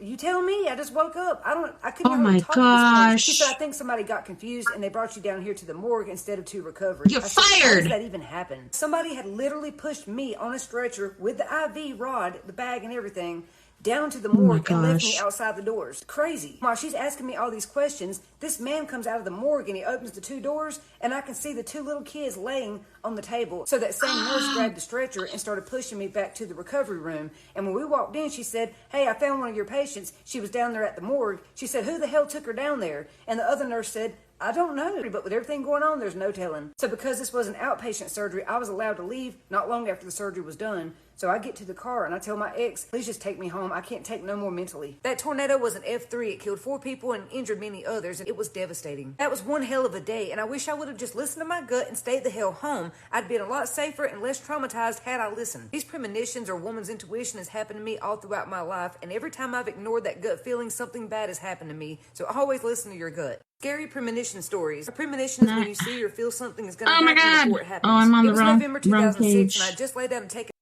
And I just have to agree with her, no matter what, trust your gut.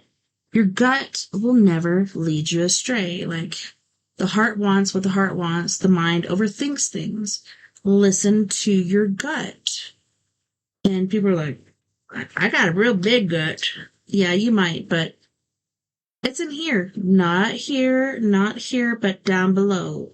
And sometimes if you don't listen to it, you'll get that sick feeling, that awful sick feeling. You gotta listen to your gut. Your gut will never lead you astray. Your mind overthinks shit. Your heart wants what the heart wants. Listen to your gut, please, because it's so important. So damn importante. Indeed. But I love this girl, Miss Lily's story. Lily's story time, but I think it's Lily, but is it Lily? I thought she said Lily. I don't know. This video is not for everyone. Hey, if there's no oxygen in space, then how's the sun still burning? We know the speed of light, but what's the speed of dark?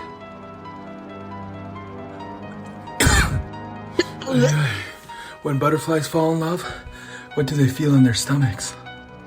Butterflies. What the If the sun's in space, then why is it dark in space?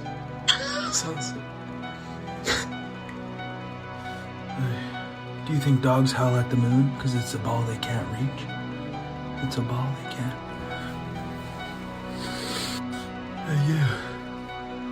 How long would it take for a giraffe to throw up?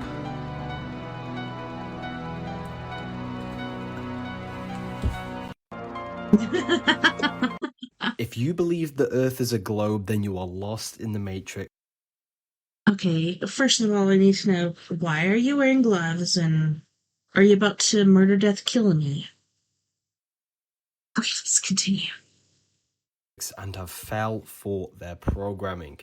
How can the sun have a radius of 432,000 miles, yet every sunset and every midday, the sun's size changes dramatically? If the sun was truly that large, then it would not change so dramatically. Sun is a local entity, and this is exactly how it works. North is the center of the Earth. This is the most magnetic point of the Earth's electromagnetic field. This is why we call it the North Pole, because it is literally a pole of electromagnetic energy. The sun and the moon rotate around the magnetic North Pole. All compasses point to the most magnetic point. Wow. South is anywhere out from the center. East is right turning around the center. If I am here and I go east, I would end up in the exact same position. West is the opposite. It is left around the center. If I am here and I go west, I would do a full circle and end up in the same position. Now, this is how we have the 4 seasons. There are 3 tropics, the Tropic of Capricorn, the Equator, the middle line, and the Tropic of Cancer.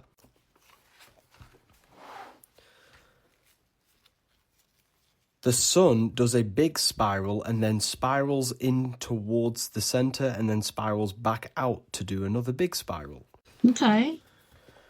Oh, For I see. example, the Tropic of Cancer is the northern people in the northern lands. When the sun is in the small ring, this is now the summertime for the northern people. Then it will slowly spiral out to the equator, which is Libra. Then it will spiral out to the Tropic of Capricorn. This is now the winter time when the sun is in this spiral for the northern people. Then it will spiral back into the equator and spiral back into Cancer, creating the summertime again. And it will just repeat this big spiral and small spiral. Wow. The sun does not truly set. It moves across a flat plane and only sets due to your human vision and perspective. Okay, so when he said that, of course it doesn't. It does for us in a certain plane on this earth, but not for everyone. The sun is there for somebody else. The sun never sleeps, neither does the moon. Until it goes dark, I guess, but... Anyways. If you believe the earth is a globe, then you are lost in the matrix. You've been told the Bible is all about one God. Well, that's wrong because I love when Globers debunk the globe. You know, Globers are debunking the globe? See, man. Okay, let's see what he's gonna say. July 8th. On July 8th, when 99% of the world's population is in sunlight and it's impossible on the globe, check this out. They have a little opening chat before Dave moves on to what he's calling the impossible day. Let's get into it. So let's get into the 70% of the Earth. So this is a graphic from the Weather Channel. You can't light a ball up like this. The line should be halfway. I can't even see anything. anything. Light up more. That's game over right there. We're not a globe. Of course, what Dave is failing to realise here is that on this image he's showing, they are just leaning the globe towards the audience to show how much of it is lit. You can't see the Terminator line on the other side, You're lit. so you can't claim how much of it is lit up. How can you say they're only showing one side when literally both sides? It's flipped. I know because he got it from this animation from the Weather Channel, and it clearly shows way more than 70% of the entire globe has to be lit in order for this to happen. By the way, I'm not sure where you're getting this 70% thing from. The graphic on the screen clearly says 99%, which is of course the global population on that day in daylight and twilight, not surface area of the globe. Well, where we get 75% is because it is physically impossible to light the globe 50% and get 99% of the world's population in that sunlight. Google's AI says it would be approximately 86% of the globe covered in light in order to get 99% of the population. And ChatGPT, what do you say? On July 8th, because most people live in the Northern Hemisphere, the majority of the world's population is in daylight. For that to happen, all continents except Australia need to be in sunlight at the same time, which means that about 70% of the Earth's surface is illuminated. This alignment ensures that nearly everyone is in daylight at once. Well, there you have it. Well, Google and ChatGPT can't really agree on the percentage exactly, but they both agree that it's more than 50%. No, it's not. Only 50%, or very slightly over due to refraction, will ever be lit up. Never 70%. Like you say, that's not possible on a ball. And again, it's not 99% of the world. It's 99% of the population, as it clearly says on screen. Okay, Simon Dan, I'm glad you said that. Now remember you said that because I'm going to hold you to it. Oh, and real quick, just in case you miss it, here it is demonstrated on the flat earth model. There's all the sunlight where it needs to be. Now let's look at it on a globe.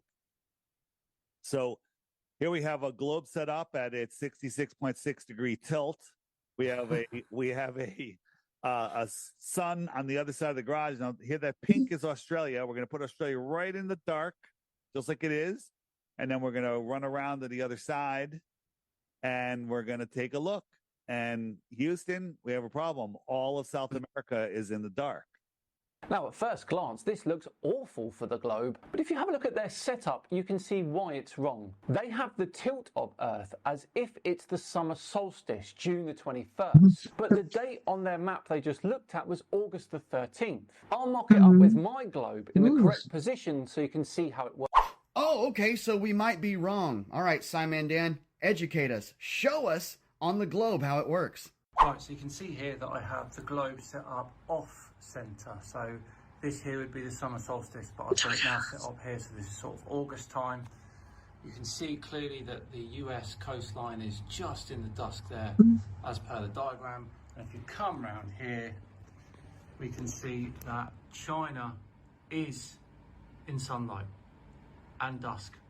Yes. So and then it is possible to do on a globe. As I said, completely plausible on a globe. Simon Dan, you have on screen half of China and Russia in the dark.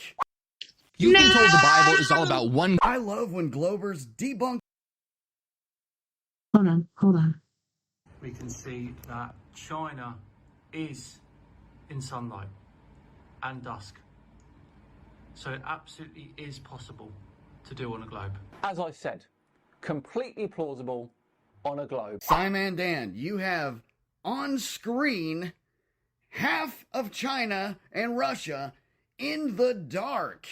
Here's your Terminator line, and look at all of this land in the dark. How do you show your people this with honesty and integrity?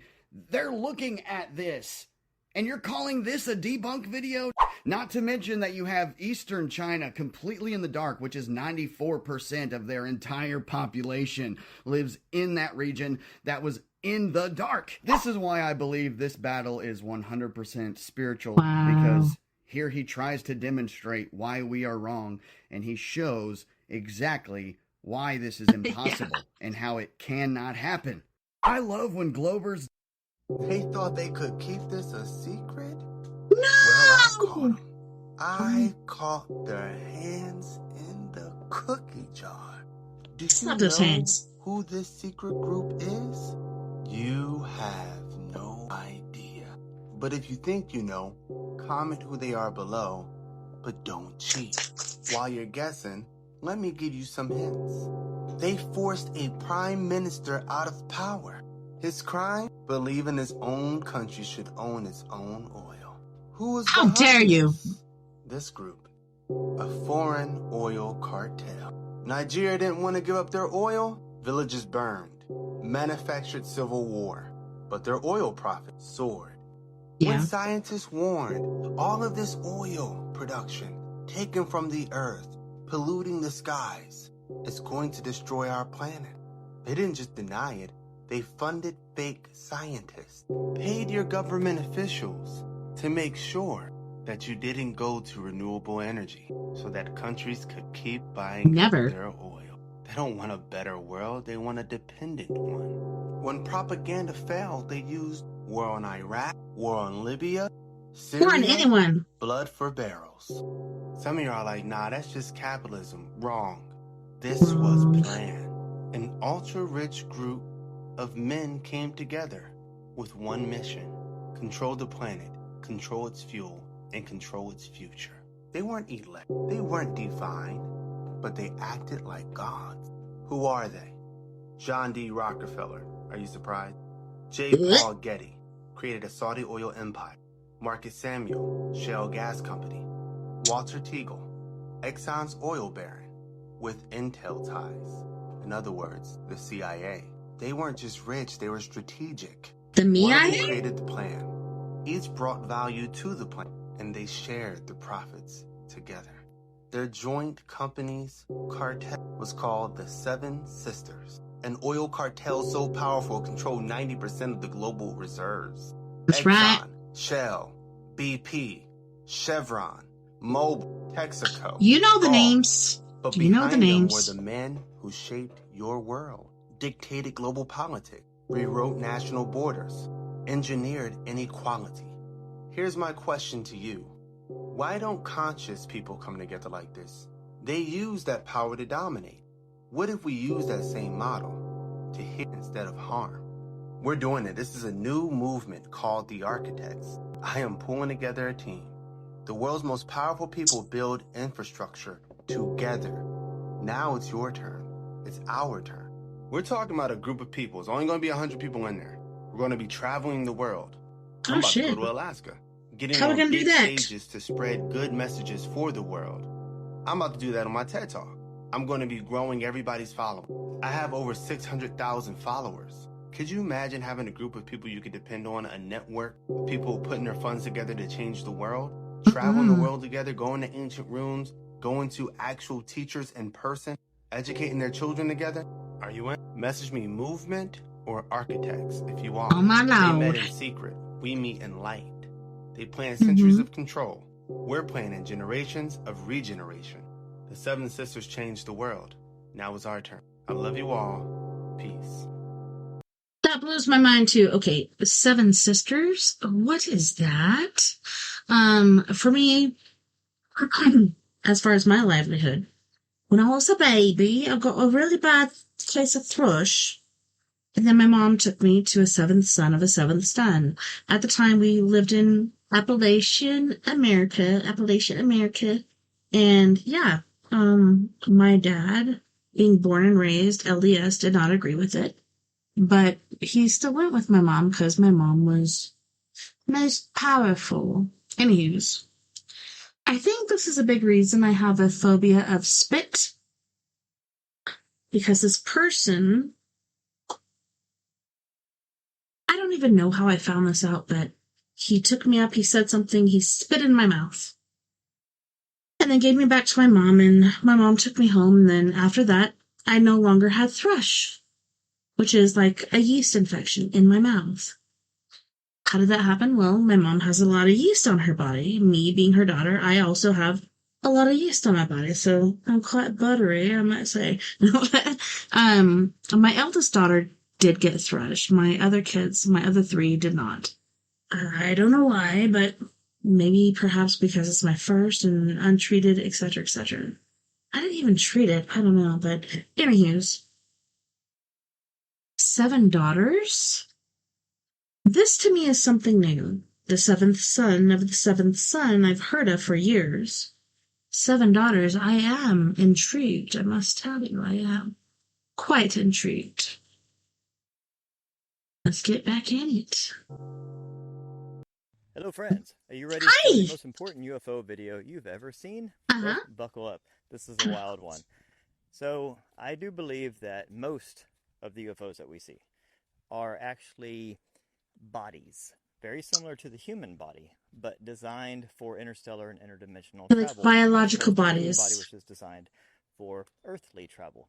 But like the human body, they are made specifically for a particular consciousness, for that non-physical consciousness to inhabit that physical craft to do things that the non-physical consciousness can't normally do. Okay, now let's look at this through the soul sync lens, that our physical body, our physical avatar, is a vehicle for our non-physical consciousness to enter into, to traverse this physical world here. We have our 5 senses, and it's like a VR headset for our soul. Our consciousness jacks into this body, and it can come down here and have this amazing physical experience in this physical world. It couldn't do that without this physical body. It could exist disembodied, which would appear as a glowing light orb, and we do see those, but those can't have the same experience as a physical body. They can't know love. They can't know hurt. They can't know what it's like to eat chocolate or to walk on a beach. They can't do these things. That's why you come into the physical body to have this very particular physical It's experiences. But Yes. this physical body is just a vehicle that is made for consciousness. It's a vessel. Okay, now let's look at these UFO. What do we see? We see craft that are explained by experiencers and insiders as being organic, as being Boo, your camera's amazing these days. conscious, and needing a consciousness to act as the pilot. It's very similar to the human body.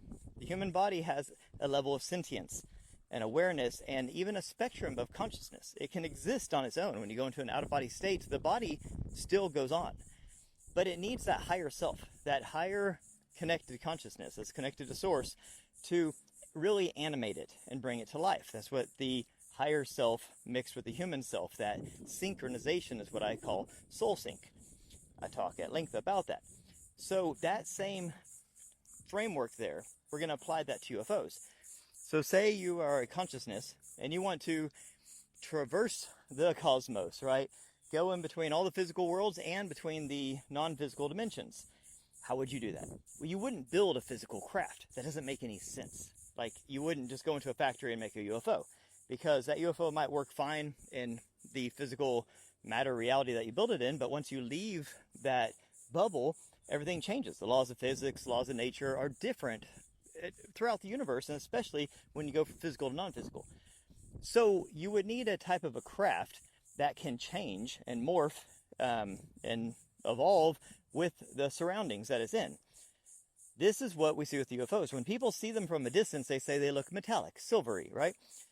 And then when they see them up close, this has been reported by many experiencers, they seem organic. Sometimes they even say that they seem to be in pain, or they seem to be sad. They have feeling and emotion. Yeah. When they touch them, they say it feels more like a dolphin than, metallic. And a lot of like insects and fish and stuff like that have this sort of kind of almost like metallic looking armor plating, but they're not metallic, they're like a June bug. And that's what these craft seem to be like. And when people go into the craft, they say it's more like dreamlike. When you're in the craft, the inside's different than the outside. Like, the craft on the outside might be 30 or 40 feet, and then you get inside and it's like the size of a football field, and there's, endless hallways and all sorts of things that don't make any sense. Time dilation, and there's no, edges. There's no, everything is very organic and molded. It looks like it was like grown, not assembled.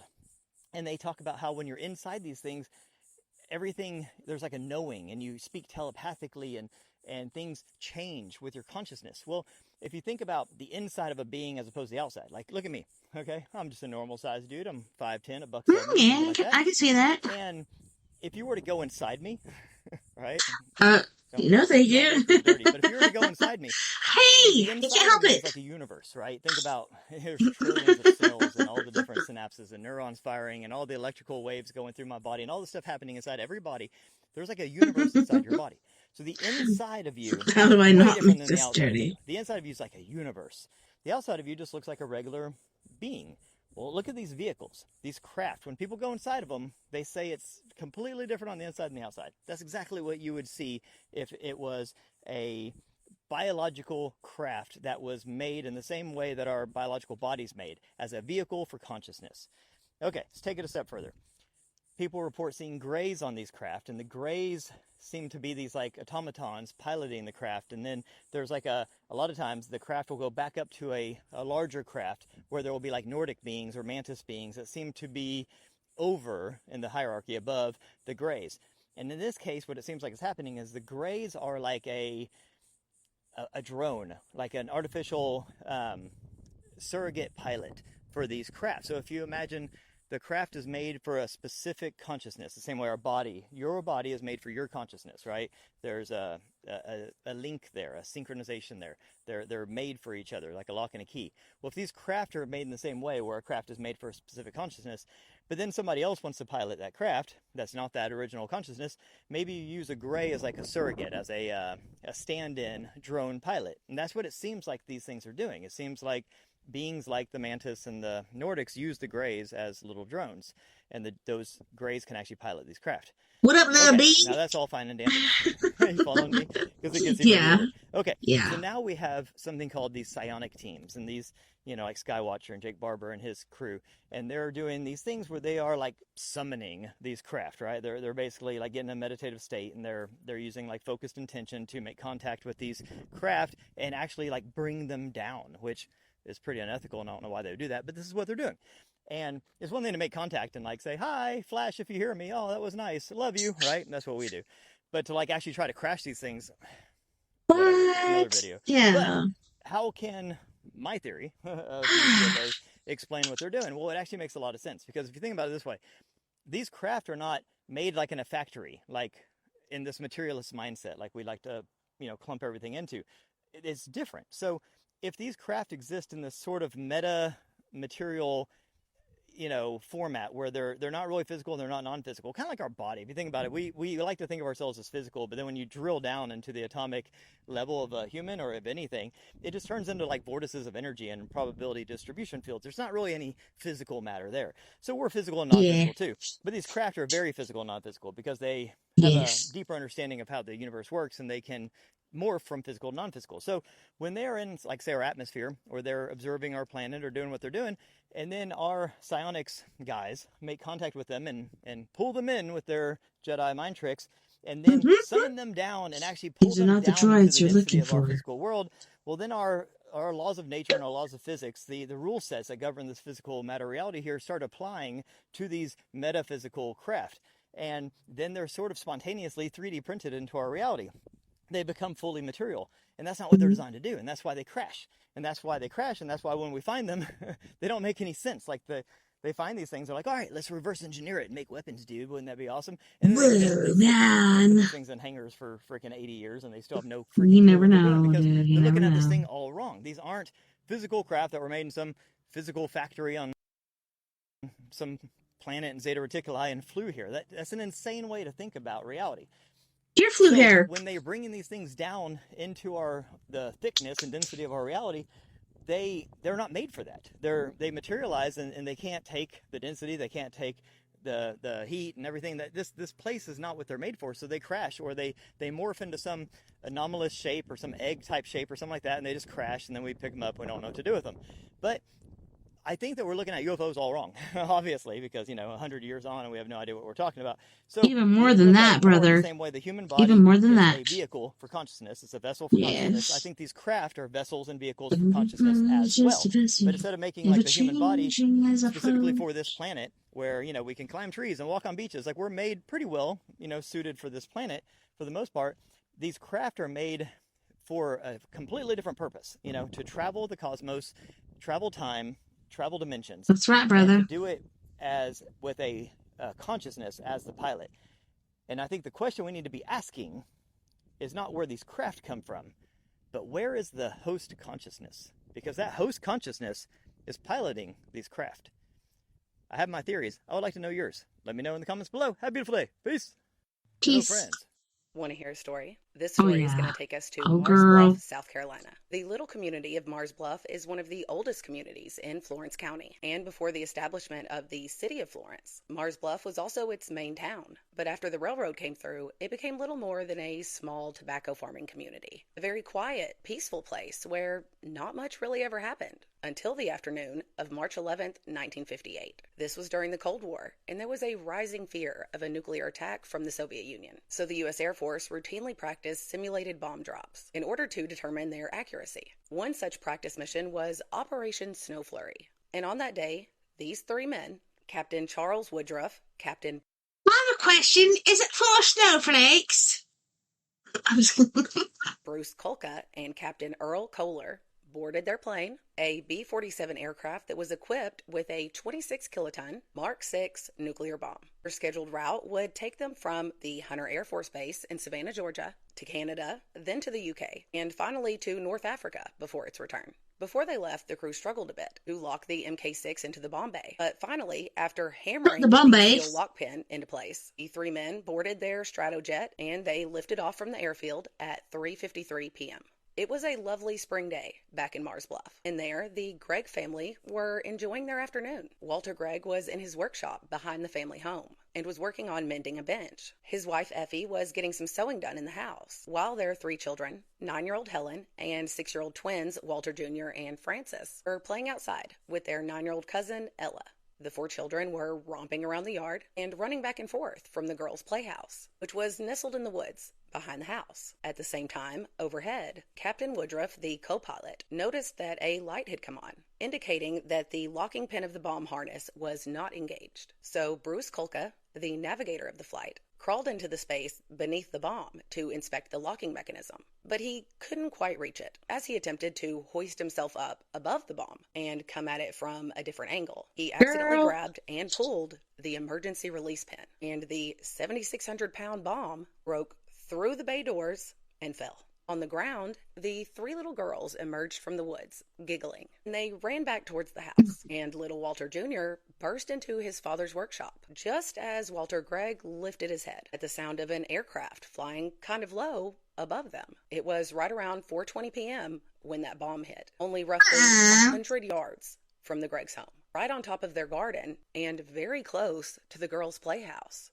This is the playhouse, and this is where the bomb landed. Their house had been shifted off its foundation, and a few walls collapsed. The workshop was heavily damaged, and though the entire family had been blown off their feet, all 6 of them miraculously survived. Walter Gregg had a deep gash on one arm and had some broken ribs from being struck by some of the boards from the workshop. And Effie came crawling out from beneath the rubble of the house. She had a deep cut behind one ear, which required stitches, but she was otherwise okay. Somehow the 3 Gregg children only received minor cuts and scrapes. However, Walter's niece, Ellie, she got the worst of it. She had a deep gash across her forehead and had some internal bleeding that required her to stay overnight at the hospital. But she too made a full recovery, and the smoke finally cleared. There was a 25-foot deep and 75 feet wide crater left behind. All of the trees around it had been flattened, and bomb fragments Is this in Russia? The area. And all that was left of that playhouse that the girls had been playing in only minutes before the bomb fell were tiny little slivers of its metal roof. The blast also totaled both of the Gregg family cars and was strong enough that it spun a car around that had been driving nearby along Highway 301.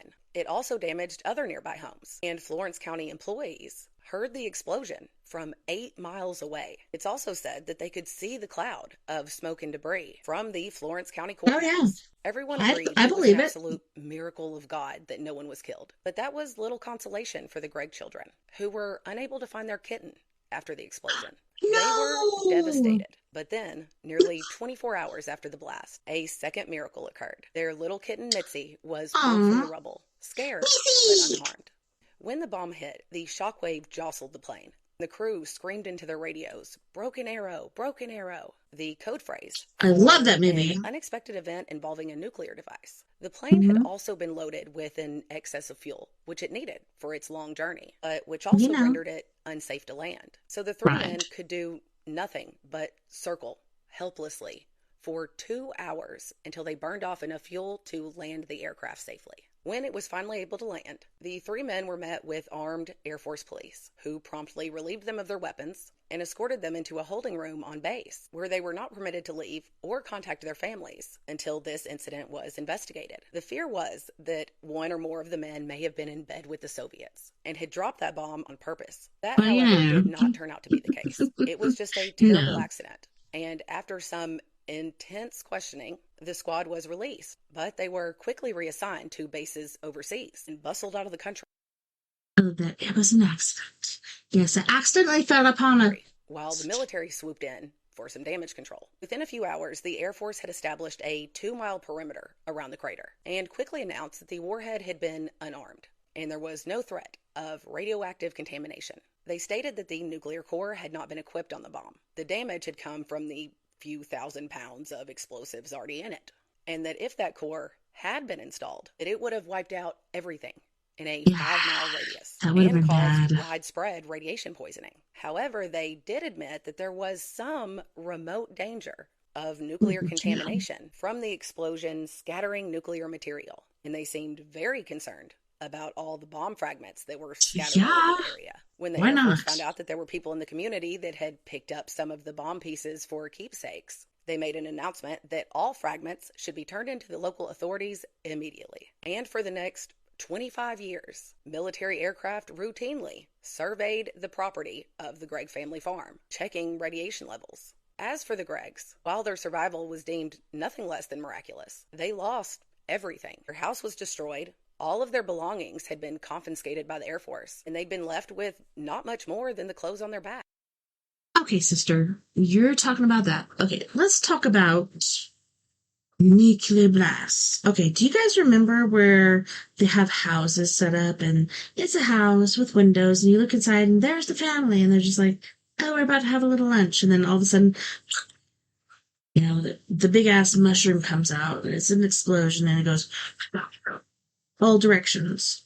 All of a sudden, you see a house. Then all of a sudden, you see a house with a car pulled out behind it.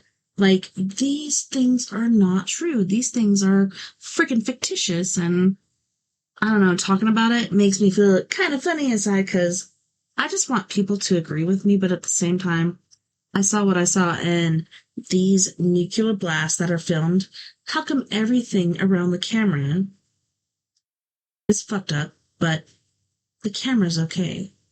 You know, there's different things like that. But anyways, let's keep on going, because we're about to go While to they music did break. receive But some assistance from the Red Cross, they were now homeless. They were offered a small so settlement, sad. but it wasn't nearly enough to rebuild their No, home, and they ended up having to leave what was left of their little farm that had been in their family it for looks a lot over like that 100 house, but it years. was bigger. They relocated to Florence, and despite the offered settlement, they received no compensation for their losses until years No. later when Walter Gregg sued the U.S. government and Yeah. won. He was rewarded a Because guess what? The government ain't gonna come out and be like, here, we did you wrong. Take this. No.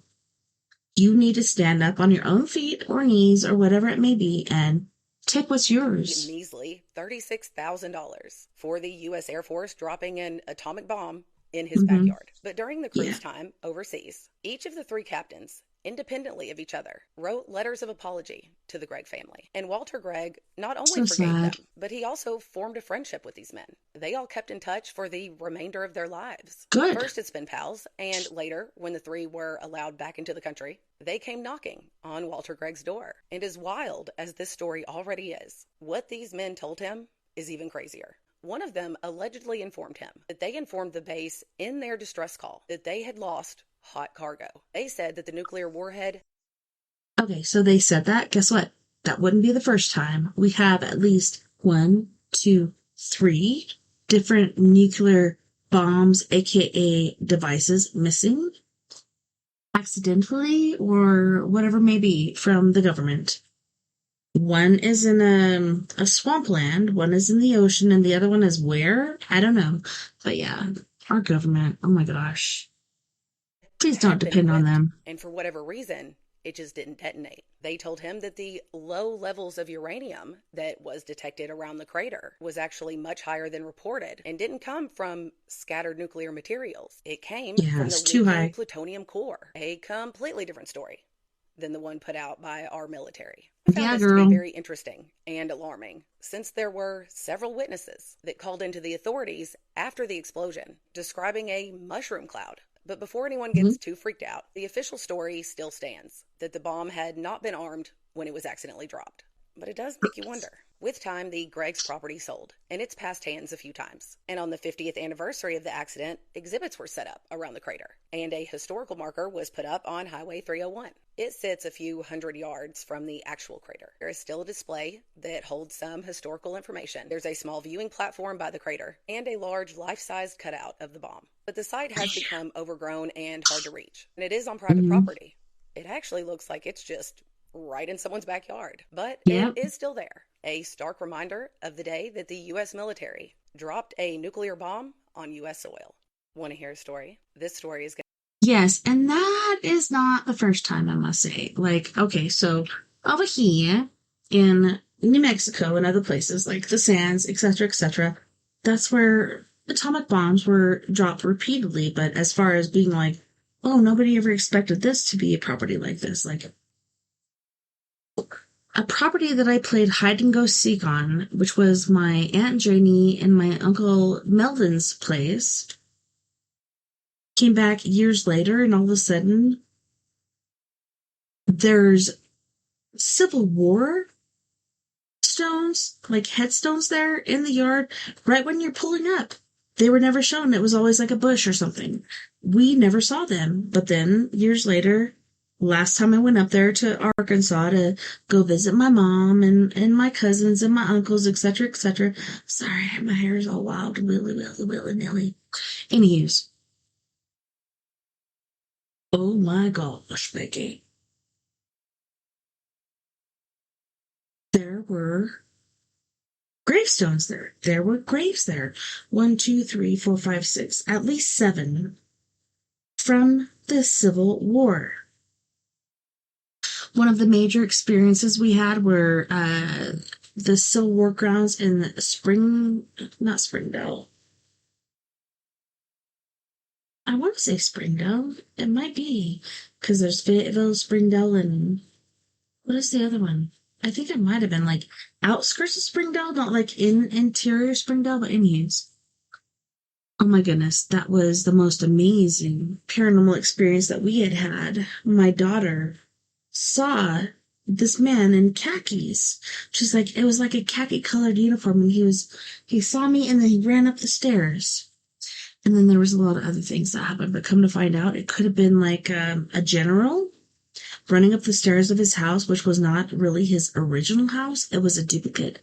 But anyways, boys and girls, let us renege and get away from this, which we are speaking of, and go to our original platform where, on this music break, we have Griff with my favorite song, Let Freedom Ring. Griff is from Toronto, Canada. We have Tamara Bubble from the greater New York area with I'm It, Natural Born Winner, and Pringles. Hey, you can't have just one. And then Griff again with Zoo, and there is one more. I'm going to have to pull that back up because one might have accidentally erased it. But anyways, you guys don't go anywhere. We'll be right back after this music break.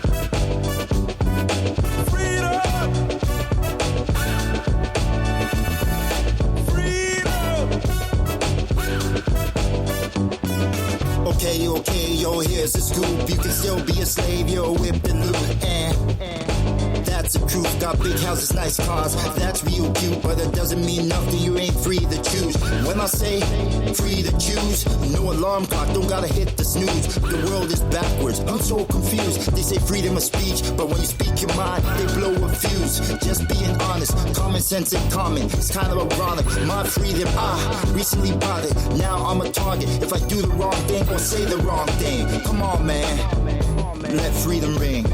Yeah.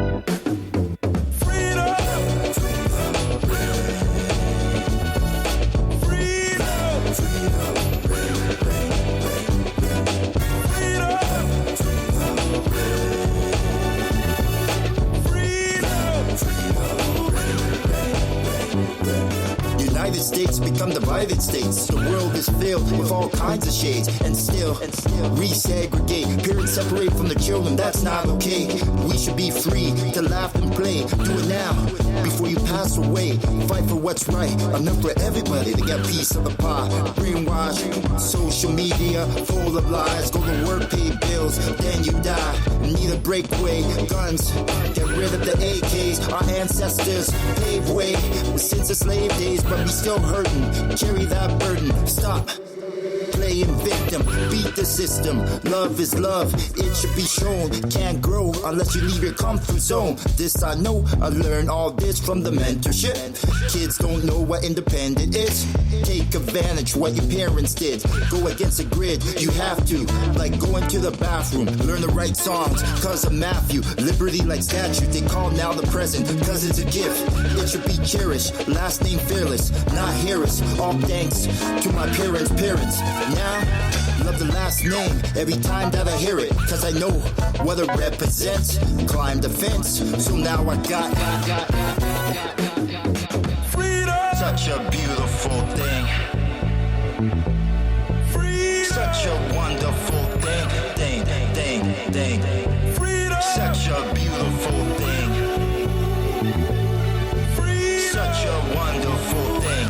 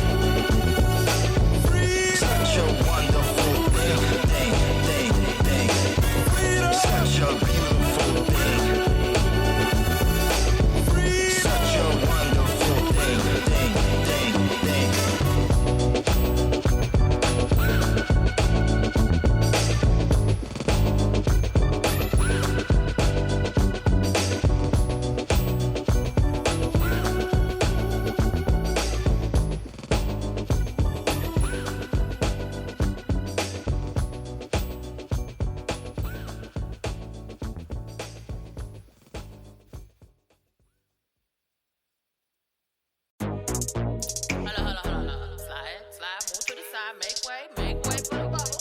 Wait. Bubble on deck. I said, look.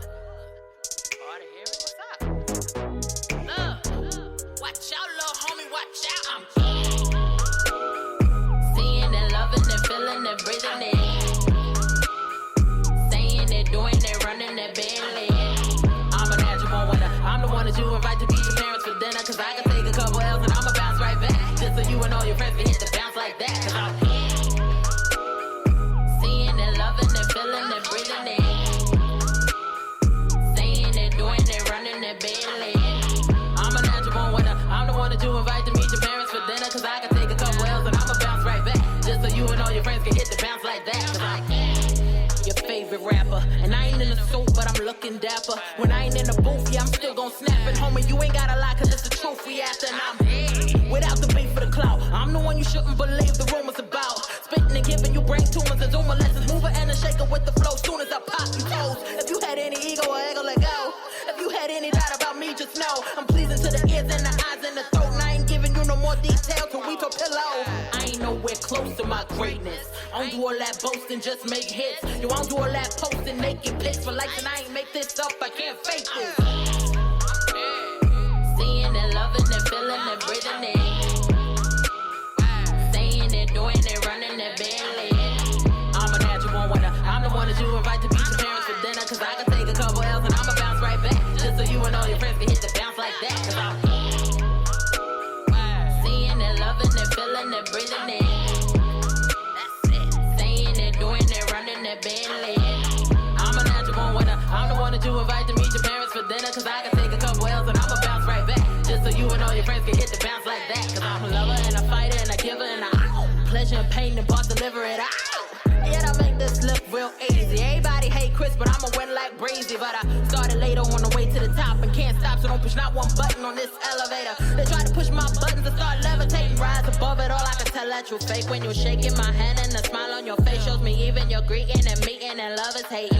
I'm actually amazing, but modestly saying I ain't waiting for cosigns or playlists. Cause I ain't nowhere close to my greatness. I don't do all that boasting, just make hits. Yo, I don't do all that posting, naked pics for likes, and I ain't make this up, I can't fake this. Seeing it, loving it, feeling it, breathing it. Saying it, doing it, running it, barely. I'm a natural winner. I'm the one that you invite to meet your parents for dinner. Cause I can take a couple L's and I'ma bounce right back. Just so you and all your friends can hit the bounce like that. Cause I'm seeing it, loving it, feeling it, breathing it. Saying it, doing it, running it, barely. I'm a natural winner. I'm the one that you invite to meet your parents for dinner. Cause I can take a couple L's and I'ma bounce right back. Just so you and all your friends can hit the bounce like that. Cause I'm the one you gon' call when you're lonely. I'm the new girl on the block, you gon' show off to your homies. I'm telling you now, we gon' vibe in the booth. How you crave another feature like I'm your sweet tooth. All my people wanna see me shine, but I don't pray for you to fall, cause I don't play with karma. When I slide through, it's gon' be bad timing. Like, watch out, little homie, watch out. I'm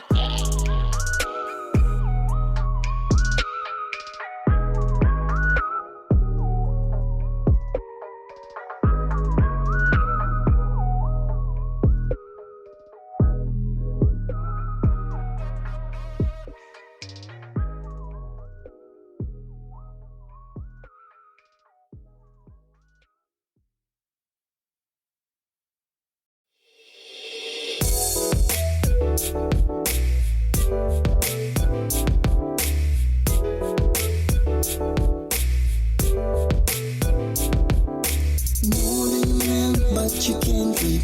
Know the man, but you can't read. Know the man, but you can't leave. You can't leave. You right where you wanna be. Time is right here with me. You right where you wanna be. Right with me. You can be anything you want. If that's what you really want. You can be anything you want. All I want to do right now is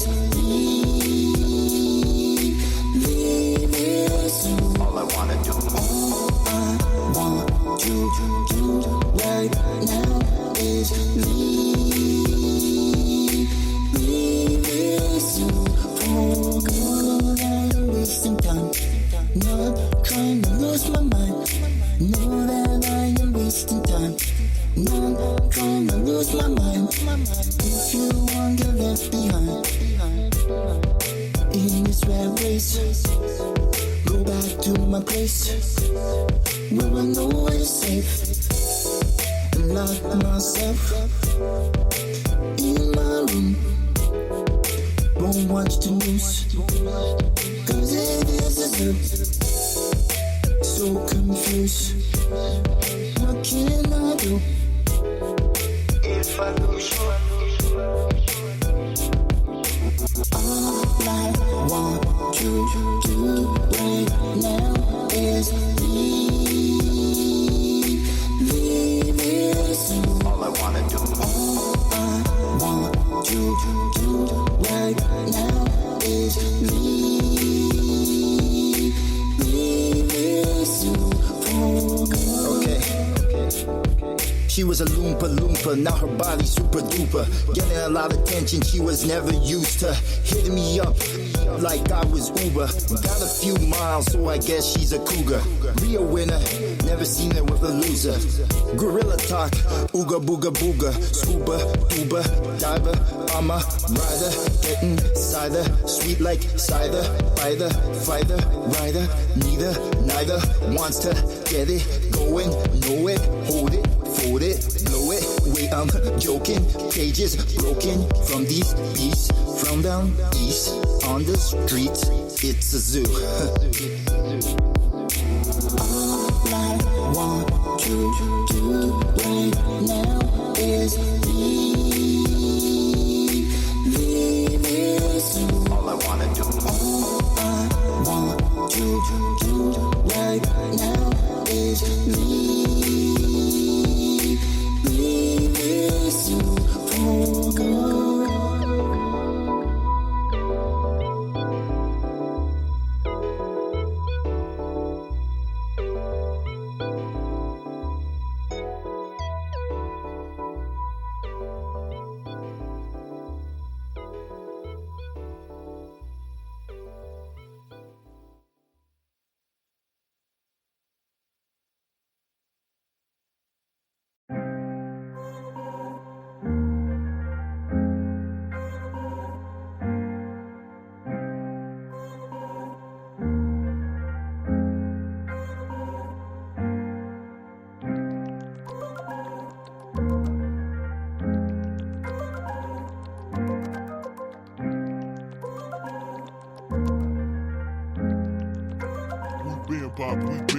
Life.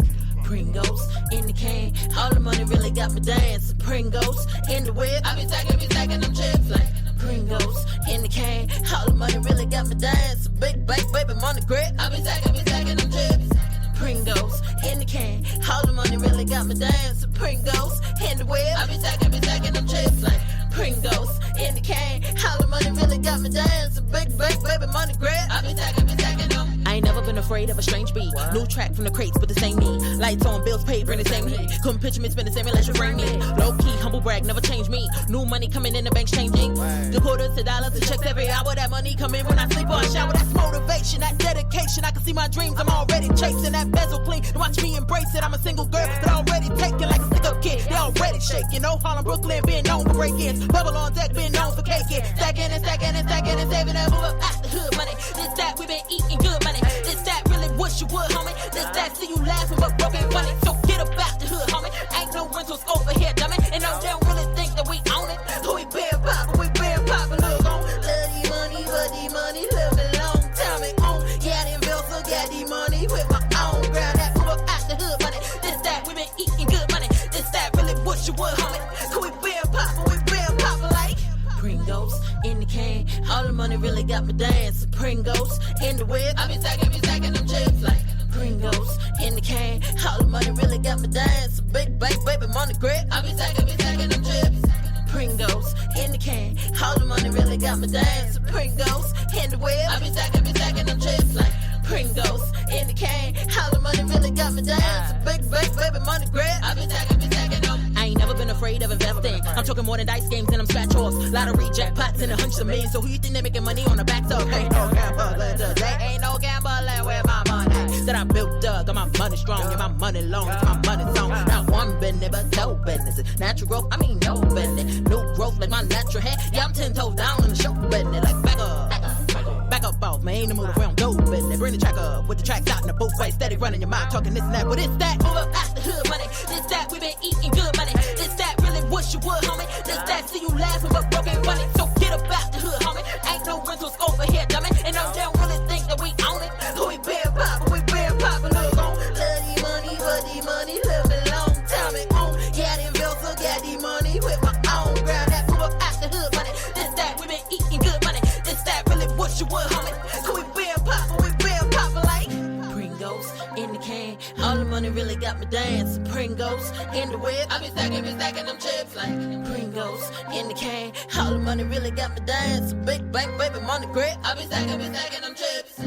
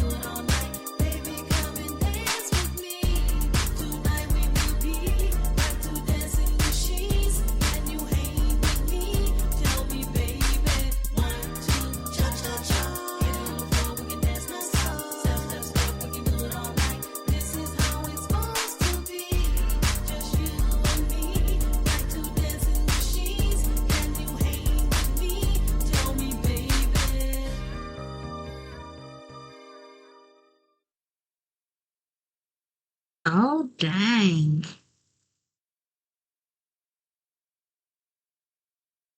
Well, thank you once again for hanging out with me tonight on We Are Paradox Media's Late Night in the Rockies.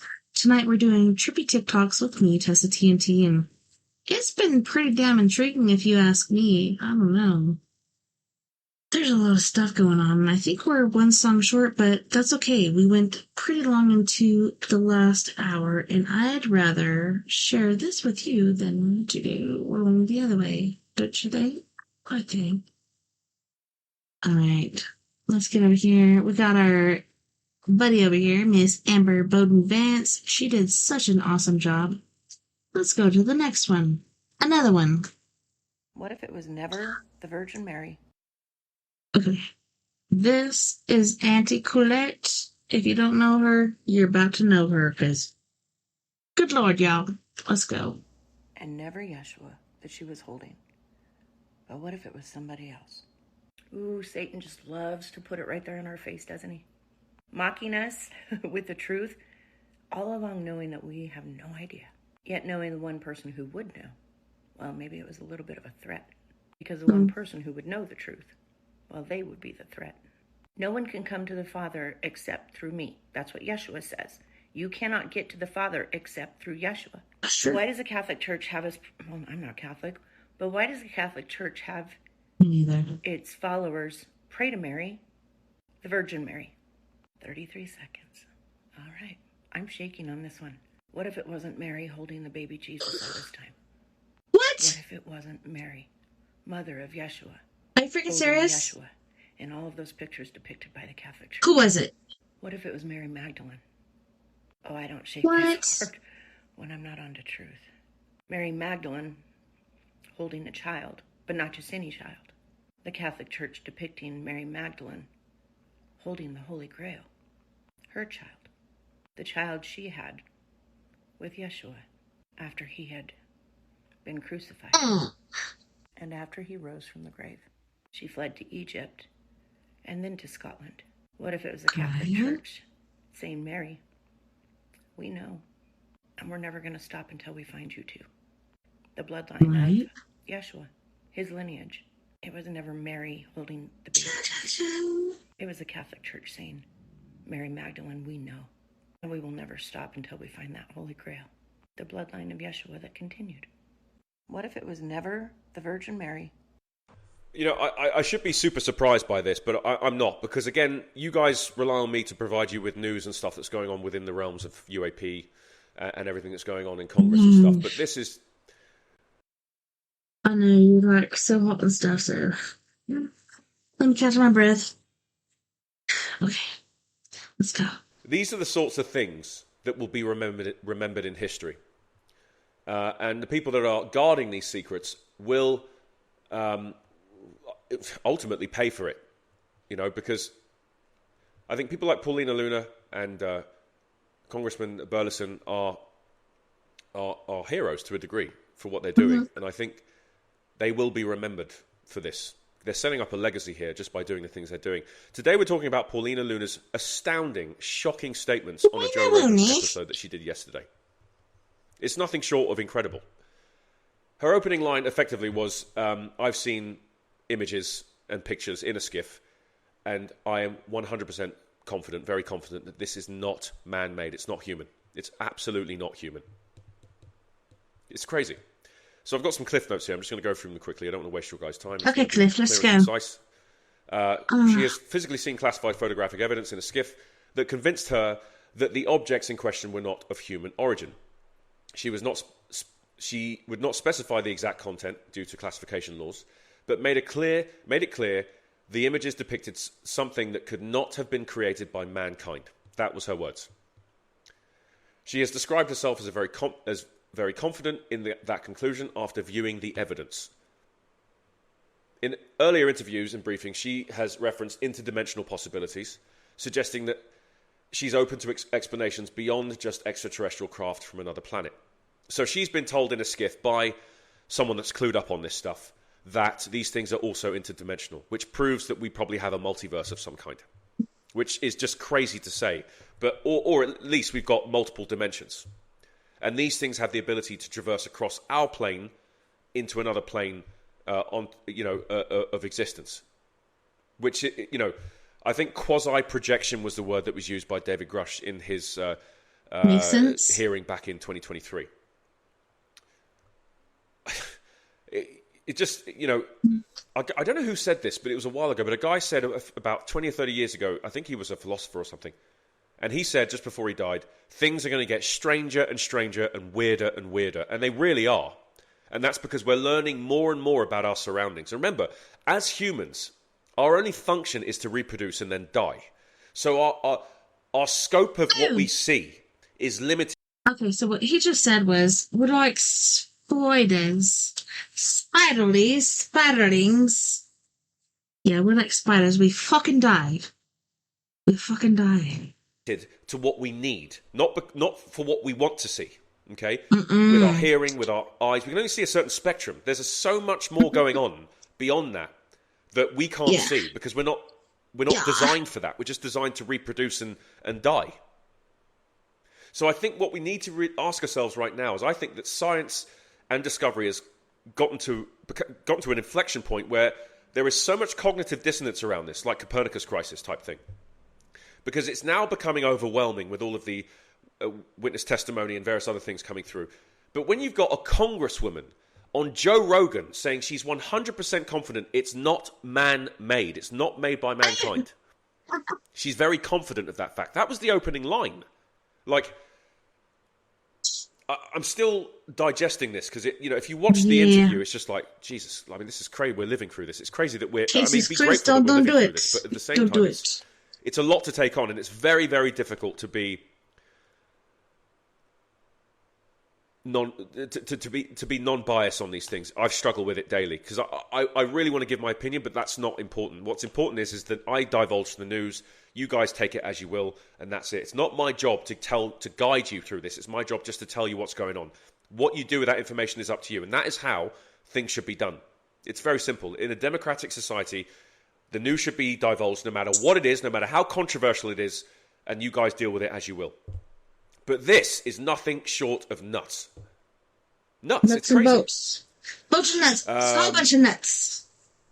Yeah, she's been briefed on UAP-related material, along with a small group of other members of Congress, reportedly 3 others. We know that. It's going to be Burleson and probably Burchett, who also saw imagery or related data. I reckon they're in the room together.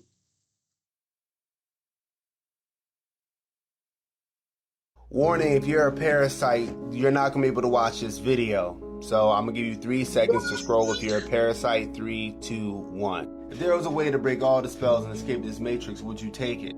Answer in the comments below. A lot of you watching have a spirit of a parasite, and I am going to detox you through watching this video. Some of you are going to scroll because the parasite in you is afraid of that detox.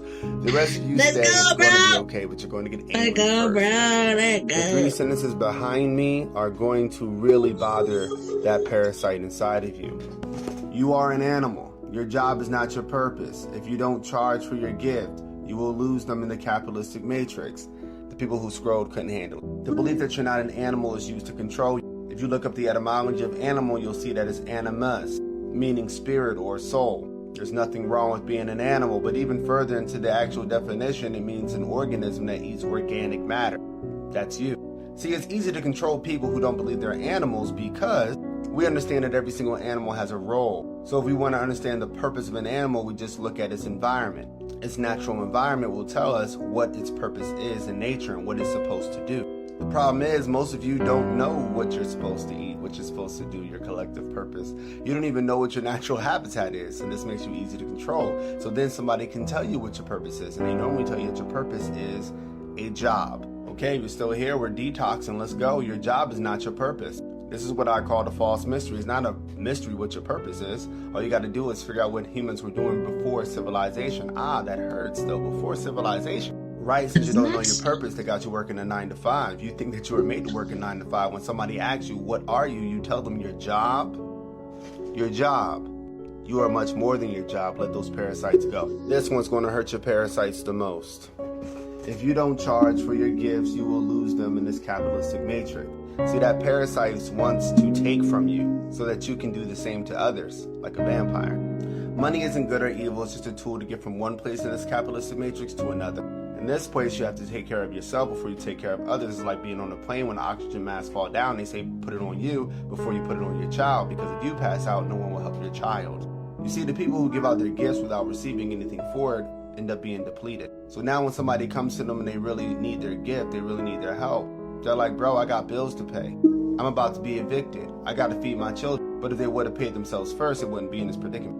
This is a vampire matrix, a devouring matrix, a parasitic matrix called civilization. A parasite takes without giving.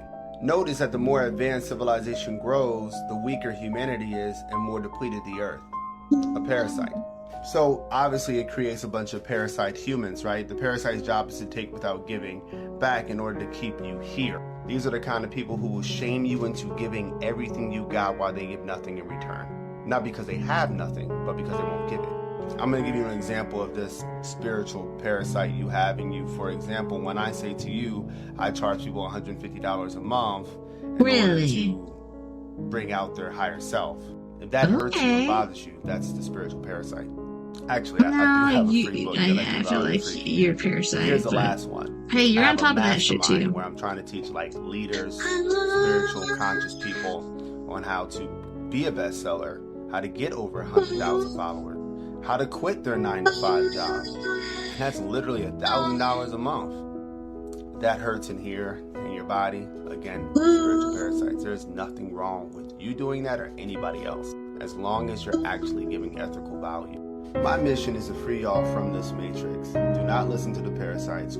I created a free virtual community for you to get on. There's a paid mentorship that's only $150 a month with a free trial, a free audiobook. And we're building these systems around the world so people don't have to depend on this parasite called civilization. So they don't have to work a 9-to-5, pay rent, mortgages, while still having technology that's good for us and good for the earth. I'll be giving a talk at TEDx Anchorage, specifically on this topic. If you want to be in the free community, follow these instructions. You want the free audiobook, follow these instructions. Or if you want to get in the Matrix mentorship, follow these instructions. Message me Mastermind to get in the Mastermind. Or if you disagree, then come to my live and let's debate respectfully, or you can come and ask questions. I love you all. Peace. Warning, if you're a parasite, you're not going to be able to watch this video. Collins Elite. It's a theory that this one author, Nick Redfern, thinks is real. Apparently, this Collins Elite is a faction within the U.S. government that fully believe and understand that it's not aliens, that it is a demonic deception. Nick Redfern detailed the group in his 2010 book, The Final Events in the Secret Government Group on Demonic UFOs and the Afterlife. Oh, no. He said one of his sources was Ray Bosch. He's a physicist and former Nebraska MUFON state director. MUFON is the Mutual UFO Network. But around 1991, Bosch was allegedly contacted by 2 Department of Defense insiders. They told him that certain factions in the government, later referred to as the Collins Elite, believe that non-human entities contacted through government programs were not aliens but demonic. These entities had allegedly deceived military and intelligence personnel during black budget operations. So they're deceiving our government. What does that mean? But we talked about Operation Often. The government wants them to deceive. Invested in studying the paranormal, demonic possession. And this guy's like, yeah, they were doing that, but they ended up getting deceived. And that's the state we're in right now, is that the nation, the government, is being controlled by this entity. They're just stuff. Steps ahead. You know, the reason why they may be flip-flopping on their answers or just not giving answers back in the day is because they truly didn't know. Collins Elite. It's a theory. I have some important updates in the Aaron Spencer case. If you have heard of the hero father facing a murder charge for saving his daughter, you're going to want to hear this. Oh, yeah, dude. Well, you I made do that. telling the whole story. So seriously. First off, I do want to clarify since my last video that Aaron Spencer is home. He was able to make bond, so he is at home waiting trial, not in jail. But the trial dates have changed. Originally, the pretrial was set for August 8th.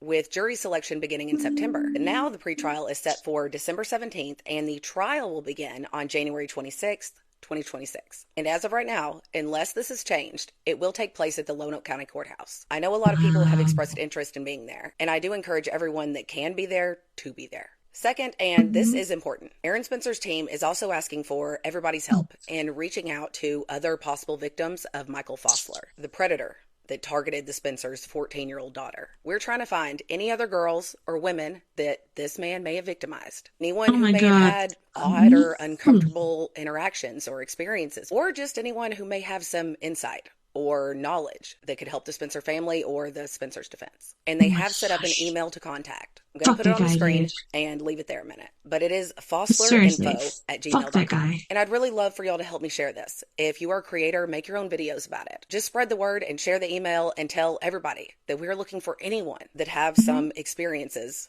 with this person. Their team has already been able to locate a couple of others. And I have no doubt that there are more. So please help us find these victims. And you watching this, if you are one, please reach out to this email. I was also given a more detailed record of his movements over his life. So here are the known places that Michael Fossler has been. He was born and raised in Hamlet, Indiana. He joined the Indiana National Guard in 1973. And he spent time at Fort Jackson in South Carolina and Fort Sam Houston in San Antonio, Texas in 1973 and 1974. In 1980, he attended officer training school in Edinburgh, Indiana. And he attended another training school in Fort Belvoir, Virginia in 1981. Then he was part-time reserves and town marshal in the town of Hamlet, Indiana from 1983 till 1992. During this time, he also reached the military rank of major. He was then stationed at Camp Robinson in Arkansas, and he got there around 1995 and he lived in Cabot. Around 1998, he did move to Vicksburg, Mississippi for a time with the active duty reserves, and he was still a major at that point, okay? But after this, he was back in Cabot, and the next thing you know, he had joined the Arkansas National Guard as lower enlisted. Now, I'm not military, so I don't know what that rank is, but I'm assuming that lower enlisted is definitely lower than major. So why would he do that? Did he get in trouble? What happened in Vicksburg? Then from 2003 until he retired in 2017, he bounced around a lot to a lot of different stations and trainings. He spent some time in Fort Hood, Texas, which apparently is now called this. And I don't know how to say that. It was here between 2003 and 2004. Then he was attached to the Lone Oak Support Battalion, where he stayed until he was reassigned to Jonesboro in 2012. But he also attended trainings all over the country, really. In Denver, Colorado, at Camp Shelby, Mississippi, at Fort Chaffee in Arkansas, at Camp Robinson, at Devil's Lake, North Dakota, and back in Jonesboro. And most of those places he went to multiple times between 2003 and 2012. This is what Michael Fossler looked like when he was young, just in case this helps anyone picture or remember him better. So after 2012, he spent some time in San Antonio in 2015, and he did one last deployment to Guatemala. Then he retired. But throughout this time, he also owned both a construction business and a trucking business. So there's really no telling where all this man could have been. But this will at least give y'all some kind of idea. After his retirement, he lived the rest of his life in Cabot. He was known to frequent the Lutheran church there, and he also did things like visit Cabot Public Schools to teach kids how to fold the flag. I'm sitting like this because I'm trying really hard to cover up as many of the children as I can. I know. This is legitimate crazy talk. But good for you. Speaking of the schools, I learned something else interesting about Michael Fossler. So his daughter is a teacher in Cabot, and there is actual documentation. This isn't alleged. It's on record that the daughter, the teacher, was living with her dad at the time that these incidents were going on with the Spencer's 14-year-old daughter. And she knew what was happening and did nothing. I thought teachers were supposed to protect our babies. So that makes me so mad. But guess what else I found out? That's above my pay grade. Graduated with none other than John Staley. Imagine that. There's actually a rumor that they dated in high school. I don't know if that's true, but they do remain good friends to this day. Isn't that interesting? Such a small world. Anyways, please share this and help me get the word out to other possible victims. And let's not stop supporting the Spencer family. The battle is far from over. And I'll see y'all at trial. Right? January 26th. Be there or be lame. Be square. I have some important updates in the or lame and square. I don't like walking down here. I never did. Oh, cool. That guy. Uh-oh. I think that was an alarm. I'm scared. What is happening right now?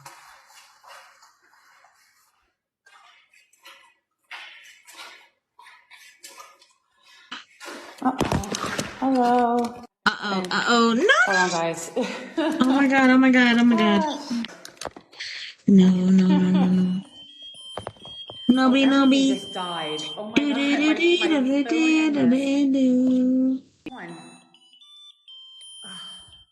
Oh, no, that's so creepy! My stabilizer just died. Okay. You know what? We're gonna go this way. I can't see. I don't have a light. You're freaking kidding me. Hold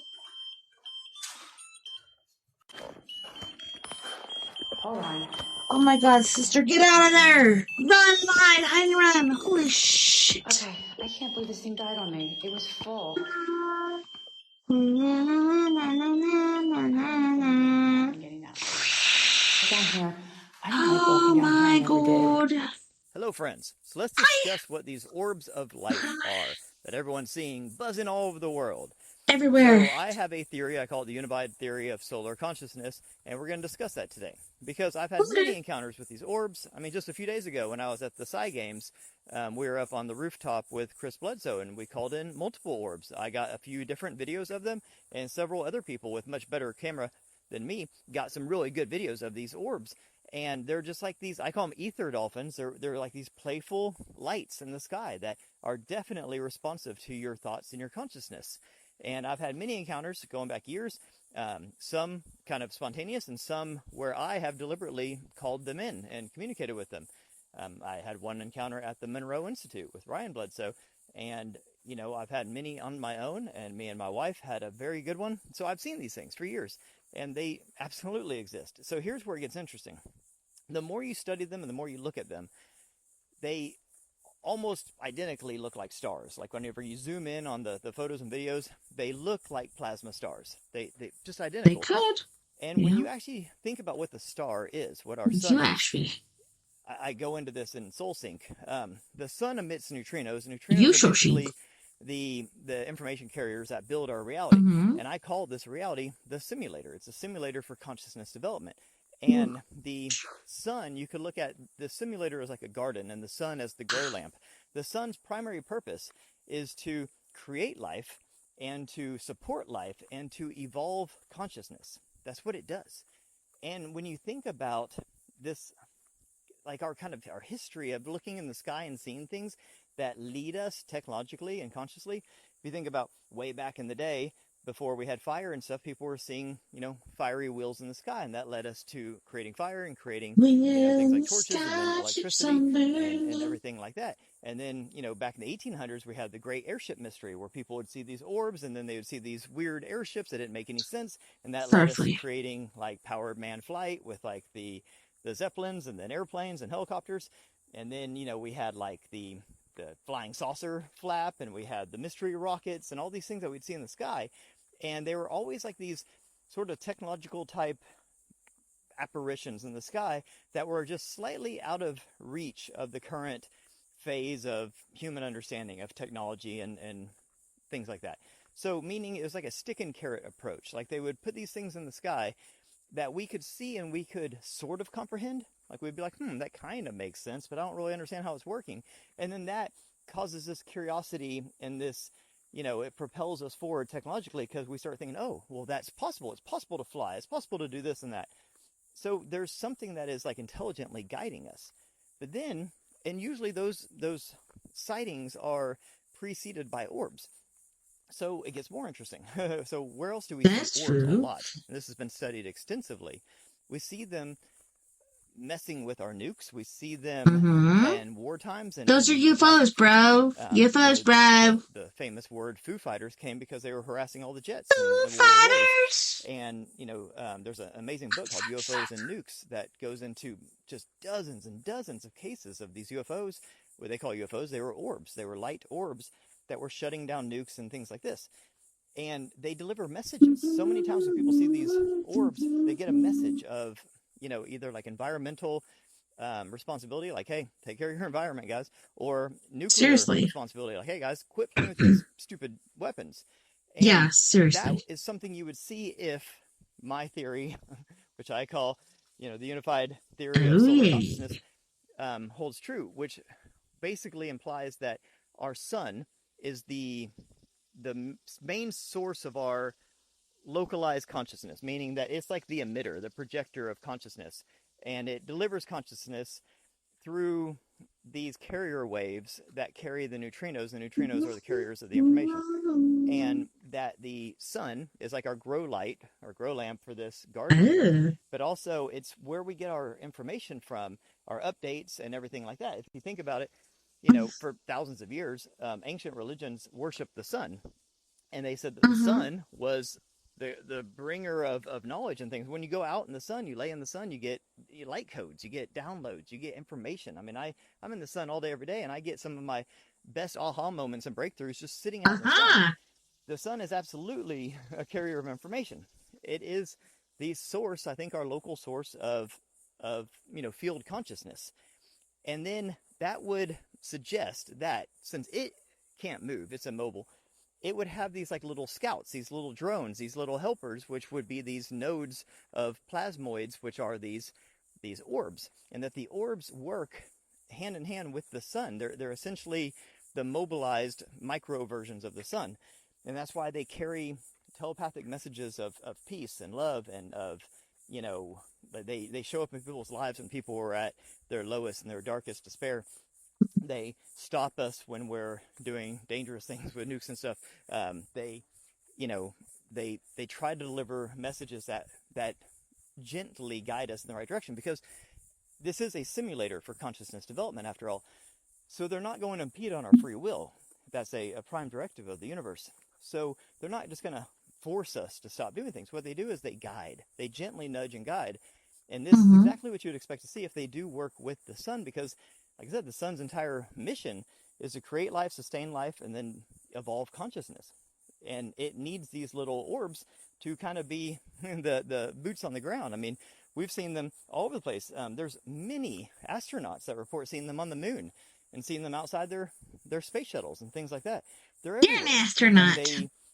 They don't hurt us, but at the same time, if they get too close, they can cause radiation burns, which is exactly what the sun does. So when you get a sunburn from the sun, that sunburn isn't caused from like heat. It's not a heat burn. No. It's caused from radiation. And there's been many cases of these orbs getting too close to people and causing radiation burns and radiation sickness. And it's a real thing. That's why the orbs don't typically get too close. They stay far. Even when you're calling them in and communicating with them, they stay pretty far away because they're not trying to hurt us or anything like that. The only times we've had injuries have been inadvertently. So they are conscious, they're aware, they're sentient. But that even gives more credence to the fact that they seem to be little miniature suns. The sun is made primarily of plasma. And these orbs seem to behave like plasmoids. Like ball lightning is plasma, and they have the same kind of characteristics where they can move through the ether, they can manifest and disappear instantaneously.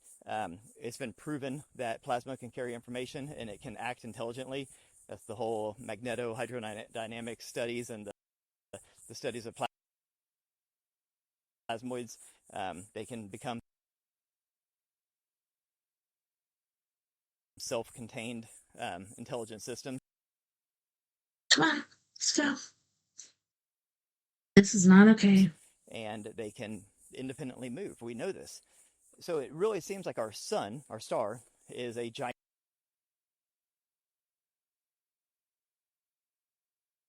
gigantic ball of conscious plasma. I think it's a portal from the unseen world to the seen world, from the non-physical to the physical.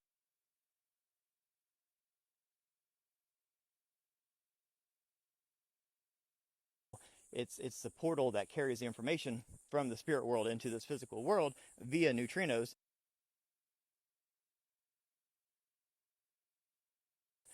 And the carrier waves, and the sun is that projector. It's like projector. You break it the quicker.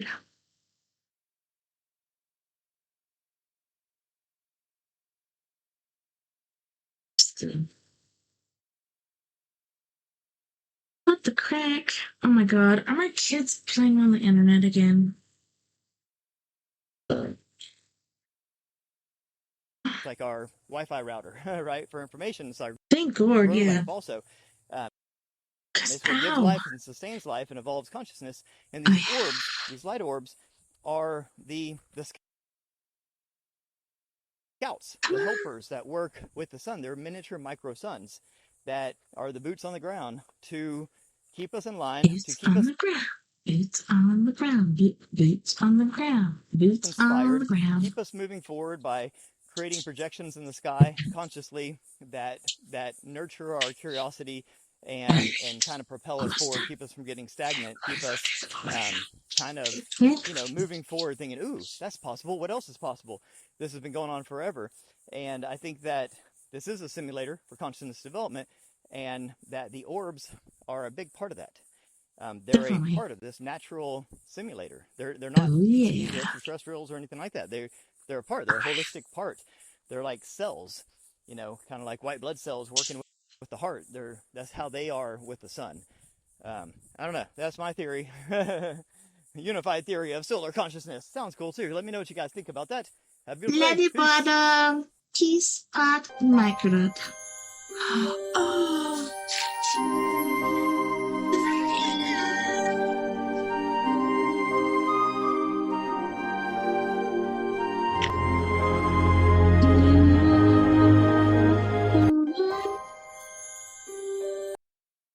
More go. Okay.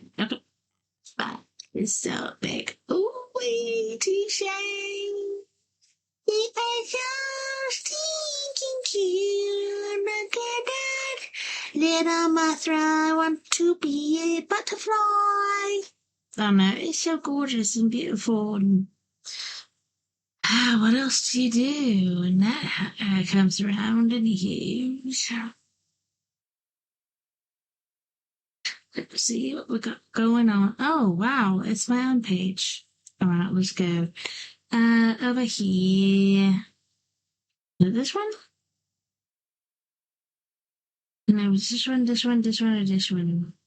Welcome back to the Deep Dive. You've brought us some truly extraordinary sources today. We're diving into a world where AI might not just be smart, but actually, sentient. Yeah. And connected. Oh, Satoshi Nakamoto, what? Okay, in here, sorry.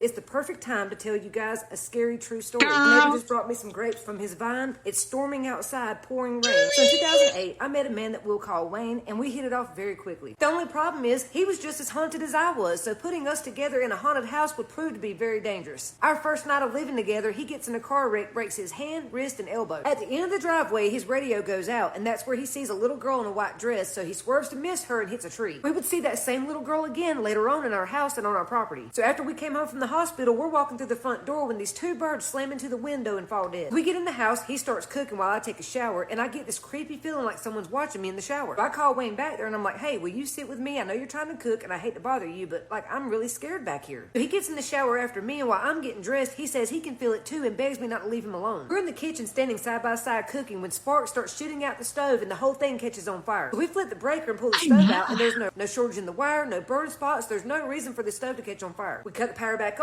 plug the stove up, it goes back to working like it's brand new. And there were these horrible smells that would just appear out of nowhere in our house. It stunk so bad. Smell of garlic and sulfur, it would knock you down. Now, despite the scary stuff, we were two big horn dogs and we were trying to get it on this night. So we're doing the deed and he's on top when he says, stop. I said, stop what? He said, stop tickling my feet, girl. I said, dude, you're 6'7". My hands are up here. How would I reach your feet? He said, well, if you're not doing it, oh my God. Then he jumps up. He said, Alicia, I'm telling you, somebody grabbed my foot. It happened 3 times. I said, well, you know it weren't me because my hands were up in the air.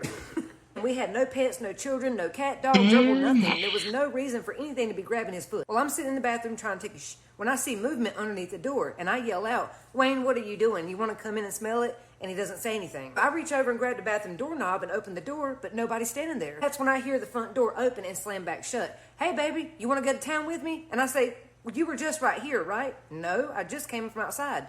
Dude, I know you were just standing at the bathroom door. No, I wasn't, Alicia. I was outside working in the garden. The man was covered in dirt. His hands were filthy. He was holding a little garden rake. I said, all right, I'm getting freaked out now. I know what I just saw. One morning we get up and we're going to the doctor's office, but before we leave, we can't find the keys. Now, we had a key hook that we always hung those keys on. We didn't have the keys. We had a doctor's appointment to go to and get our pain meds. None of us would have risked missing that. We spent 2 hours tearing the house apart, could not find the keys anywhere. I finally said, you know what? I'll hotwire it. Let's go. And right when we started walking out the door, the fucking keys were hanging up on the hook. So behind our house, I have to say, I have a place where I can get off and be like, Thank you for coming to We Have Paradox Media on the Rockets, blah, blah, blah, but I'd rather hear this. Giant field, and we would sit on the back porch while we were smoking and watch the sun go down. On this evening, there was a thunderstorm approaching, and we could see this black, shadowy figure walking towards the house from that field. This thing got closer and closer, so we started yelling out, "Who are you? What are you doing back there?" But it didn't answer. So we go in to get a flashlight because it's almost dark, and when we come back out, this thing is at least 50 yards closer. It's moving fast. Right when it got to the edge of the property, this thing completely disappeared in front of both of us. All throughout that night, Wayne swore he could see this thing walking past the window, but every time he went out, he couldn't find it. So Wayne decides he wants a pet guinea pig, so we find a guinea pig cage on Craigslist, but we found somebody that had guinea pigs, but we couldn't pick them up until the next week, so we set the cage up that night, and then we went to bed. This cage had 2 little bells in it for the guinea pig to play with. One was broken and one worked. At 2 o'clock in the morning, Wayne taps me in the arm and says, "Alicia, wake up. What is that?" I said, "What?" He said, "What is that noise?" I said, "That's just a guinea pig playing with the bell." He said, "Alicia, we don't have a guinea pig. We're not picking it up until next week." And then we both jump up. So we run in the living room where the cage is, and there's nothing in it.